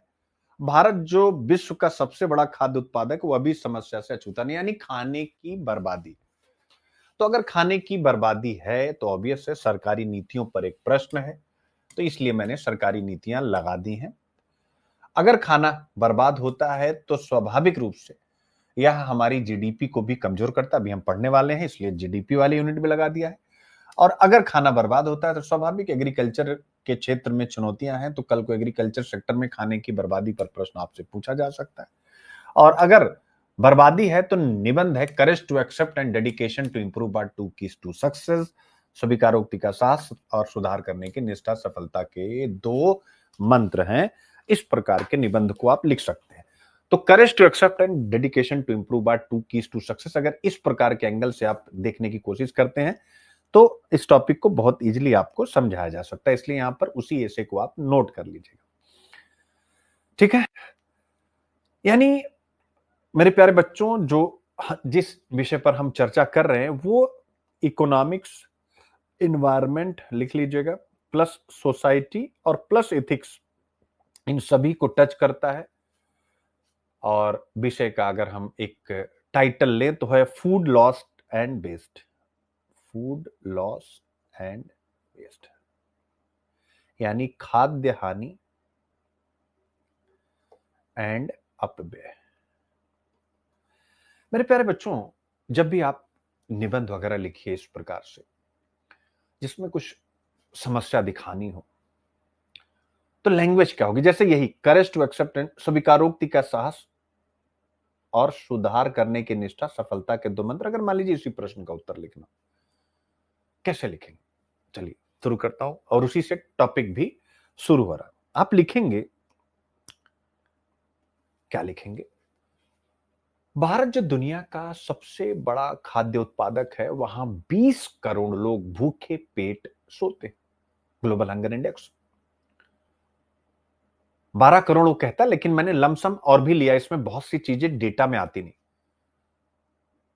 और उसी देश में हर साल अरबों टन भोजन नष्ट हो जाता है। यह एक इकोनॉमिक पैराडॉक्स है। पैराडॉक्स मतलब है और तब भी लोग समस्या में, यानी अभाव, स्कार्सिटी। इकोनॉमिक पैराडॉक्स का मतलब क्या हो गया कि भैया अभाव भी है, स्कार्सिटी भी है और अपव्यय यानी वेस्ट। तो जब स्कार्सिटी और वेस्ट सहअस्तित्व में रहते हैं, को एग्जिस्टेंस में रहते हैं, तो उसी को बोलते हैं इकोनॉमिक पैराडॉक्स।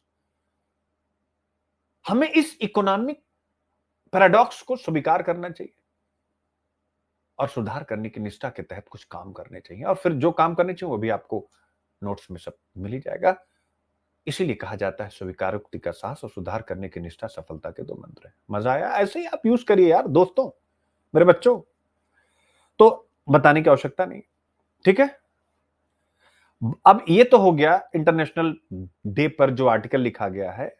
भारत का अगर हम रेफरेंस ले लें मेरे प्यारे बच्चों, तो भारत में हर साल कहा जाता है कृषि जीडीपी का, बहुत बढ़िया आंकड़ा दे रहा हूं आपको, नोट्स में डिटेल में मिल जाएगा। कृषि जीडीपी का 3.7% मेरे प्यारे बच्चों हर साल नुकसान हो जाता है। यानी अगर कृषि इकोनॉमी में 100 रुपए का योगदान दे रही, तो इसमें से लगभग 4 रुपए वेस्ट हो जा रहे हैं।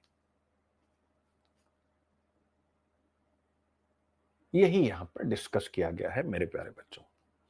क्लियर है? अब अगर ऐसा नुकसान है तो इसके क्या क्या डिसएडवांटेज आपके सामने आएंगे। तो भाई पहला तो आर्थिक हानि हो रही है, यानी इसका एक इकोनॉमिक पहलू है, जैसा कि हमने पहले ही पढ़ लिया, ये वाला इकोनॉमिक पहलू है। मेरे बच्चों, जो भारत में नुकसान हो रहा है आर्थिक रूप से, यह भारत के कई राज्यों के हेल्थ और एजुकेशन के बजट से ज्यादा है।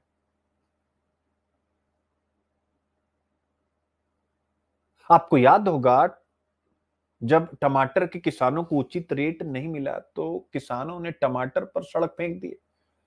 ये सब बेस्ट है। तो दूसरा, पोषण की समस्या। इतने बच्चे स्टंटेड है, वेस्टेड हैं। इस प्रकार की चीजें यहां पर डिस्कस की गई हैं मेरे प्यारे बच्चों, ठीक है। क्लियर हो गया पॉइंट? अब इसको आप पढ़ लीजिएगा, इससे ज्यादा और कुछ भी नहीं। बस इस निबंध के थ्रू मुझे इसमें आपको जोड़ना था और एक फैक्ट बताना था। गरीबी एवं भूख पर जब भी लिखें तो एज ए एग्जांपल लिख लीजिएगा कि इस दिवस का नाम याद रख लीजिए। और यानी international day of awareness of food loss and waste. और फूड एंड एग्रीकल्चरल ऑर्गेनाइजेशन ने जो कहा, जो नोट्स में लिखा कि वैश्विक स्तर पर 1/3 भोजन हर साल खराब हो जाता है। तो अगर आप ये सारी चीजें लिख लेते हैं तो मुझे लगता है कि फिर यहां से आपको कोई इश्यू, इस टॉपिक में कुछ भी फंसेगा नहीं। ठीक है। और यह दिवस क्यों मनाया जाता है? कोई भी दिवस किस लिए मनाया जाता है? जिससे कि फूड लॉस और फूड वेस्ट की गंभीर समस्या पर पॉलिसी मेकर्स का और लोगों का ध्यान आकर्षित कराया जा सके। अब ये सब इंडिया की मीडिया में डिस्कस होना चाहिए, लेकिन मेरे प्यारे बच्चों, आपको पता है मीडिया ये सब मुद्दे डिस्कस ही नहीं करता यार। इस पे डिस्कस करें, इंडिया में बड़े विद्वान लोग हैं यार, मैं सच बता रहा हूं। हमें लगता है ना कि जब हम लोग पढ़ते पढ़ाते हैं, आप सब लोग पढ़ते होंगे तो आपको भी लगेगा, मुझे भी लगेगा, हम ही लोग बड़े ज्ञानी। नहीं यार, मैं यार कॉमन कॉमन जो बहुत नहीं, जिनके पास डिग्री नहीं, यार जब उनकी बातें, अभी जैसे मैं बिहार इलेक्शन पे जहां पर भी मैं गाड़ी वगैरह पार्क करता हूँ ऑब्वियस, तो वहां पर मैक्सिमम जो काम करने वाले होते हैं पार्किंग वगैरह में, तो बिहार के ही होते हैं मैक्सिमम, याद रखिएगा। मैक्सिमम मतलब समझिए सभी, जैसे अगर 20 लोग वहां पे काम करें तो लगभग उसमें 18 से 19। कहीं पर भी मैं जा रहा हूं, जैसे मैं कभी पिक्चर देखने गया, अभी मैं गया था वहां पर भी, जब मैंने पहले पार्किंग में गाड़ी दी और फिर उसके बाद वहां पे जो लोग पहले पार्किंग में थे वो भी बिहार से ही थे। तो मेरी आदत होती है, जैसे मैं बात जरूर करता हूँ, ये अच्छा बुरा बनने के लिए नहीं। जैसे मैं देशी भाषा में बोलता हूँ, हे भैया इसको जरा लगाइए, तो लग जाता, सर आप कहाँ से हैं, ऐसा वैसा जो भी। तो मैं, ध्यान समझिएगा, बिहार की राजनीति पर बड़े प्रश्न सबसे पूछता हूँ, और यही पूछता हूँ कि भाई प्रशांत किशोर जी का इस बार क्या हाल चाल है, क्योंकि उनकी बातें मुझे कनेक्ट करती हैं। अब क्या बनता है सरकार, क्या नहीं बनता, वो अलग चीज है। तो जिस तरीके से लोग डिफाइन कर रहे हैं, अभी मत समझिएगा अच्छा कि वो इकोनॉमी, मतलब वो लोग, जैसे उसमें से एक का एग्जांपल मैं देता हूँ। एक बंदे ने मुझसे कहा लगभग 3-4 महीने पहले, 4 महीना पहले, उस बंदे ने कहा था, सर हमारा पूरा गांव, पूरा परिवार, हम सब प्रशांत किशोर जी को जिता के रहेंगे, हमने जोर लगा दिया है। अब हम, अभी मैंने उससे लगभग 10 दिन पहले पूछा, देखिए कैसे एनालिसिस बदल रहा, हर जगह से आपको सीखने को मैं ये कहना चाह रहा हूं। 10 दिन पहले मैंने पूछा, और भाई क्या चल रहा है, एकाएक वो दिख गया काफी टाइम के बाद मुझे। मैंने कहा भाई क्या क्या पूछ रहे हैं तुम्हारे यहाँ प्रशांत किशोर जी, कुछ है या? उसने कहा कि अब सर क्या ही होगा, वो सब टिकट तो सब पंडित है और जो है इनको टिकट दे रहे हैं। अब सर वो तो गलती कर रहे हैं ना। अब बताओ यार कि जो कभी अखबारों में नहीं है, रिपोर्ट में है, वो बंदा कह रहा है कि वो केवल इस टाइप का टिकट दे रहे हैं, जबकि ऐसा नहीं है या है। तो आप देखिए कि एक व्यक्ति 6 महीने पहले या 4 महीने पहले किस अप्रोच पे था, 4 महीने पहले उसकी अप्रोच बदल रही है। समझ रहे हैं? तो हर जगह सीखने को है। इससे आपने क्या सीखा या मैंने क्या सीखा, उससे हमें नफरत नहीं करनी, उससे हमें पसंद नापसंद नहीं जोड़ना है, उससे ये सीखना है अभिवृत्ति कैसे समय के साथ बदलती है।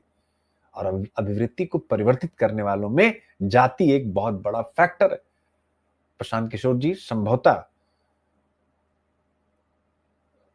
अगर किसी एक व्यक्ति के द्वारा, जिसका सर्वे मैंने किया, अगर वो ब्राह्मण जाति का होने के कारण इस प्रकार की चीजें उनके सामने आ रही हैं, तो यही है कि जाति व्यवस्था जो है वो हमारे लोगों की अभिवृत्ति को गंभीर रूप से प्रभावित करती है। तो मैं बस यही बताना चाह रहा हूं, हर जगह सीखने को है। आप अगर सीखना चाहें तो आप, सुनना ना चाहें या सुन के आगे बढ़ गए तो लगे। तो यही है मेरे प्यारे बच्चों, ठीक है ना।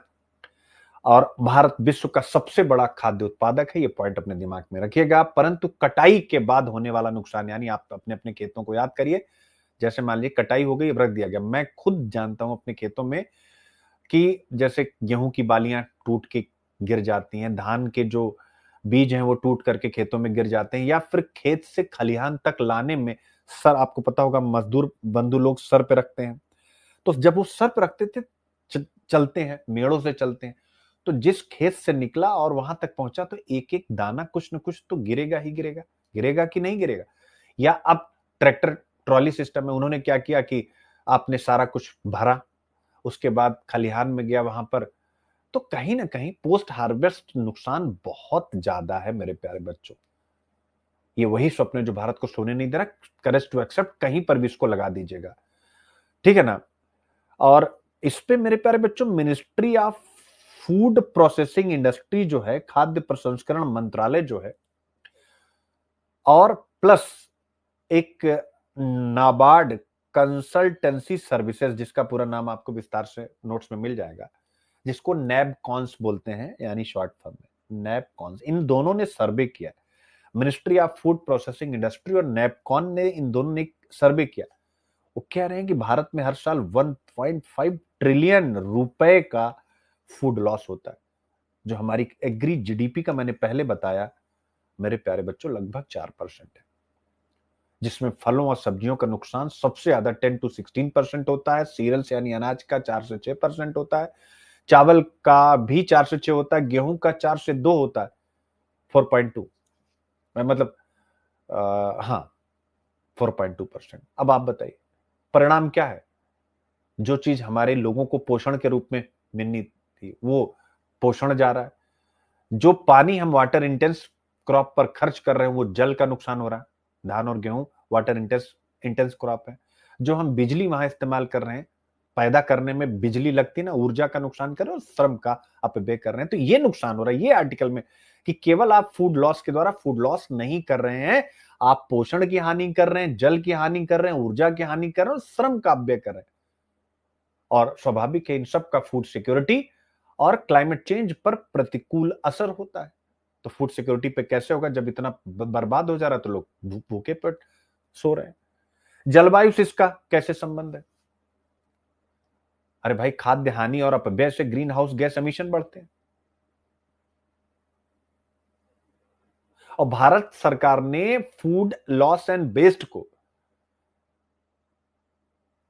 ये जो हो रहा है, इसके लिए सस्टेनेबल डेवलपमेंट गोल का जो 12.3 जो पैरा है, food and loss food loss and waste को संबोधित किया है, यानी सतत विकास लक्ष्यों में फूड लॉस को संबोधित करने की बात कही और भारत ने इसको अपने सस्टेनेबल डेवलपमेंट गोल से संबंधित नेशनल इंडिकेटर फ्रेमवर्क जो हमारा है उसमें शामिल किया है। मतलब भारत सरकार इस बात को मान रही।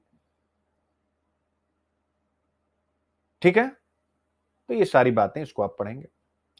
समस्या क्यों है? क्योंकि सप्लाई चेन बाधित है, खेत से बाजार तक पहुंचने का पूरा मैनेजमेंट हमारा खराब, कोल्ड स्टोरेज और ट्रांसपोर्ट की कमी है, फसल कटाई और पैकिंग तकनीक हमारे पास अच्छी नहीं, बाजार तक देर से पहुंचने के कारण नष्ट हो जाता है अनाज, उपभोक्ता स्तर पर भी अब होता है, हम और आप ज्यादा खरीद करके फेंक देते हैं।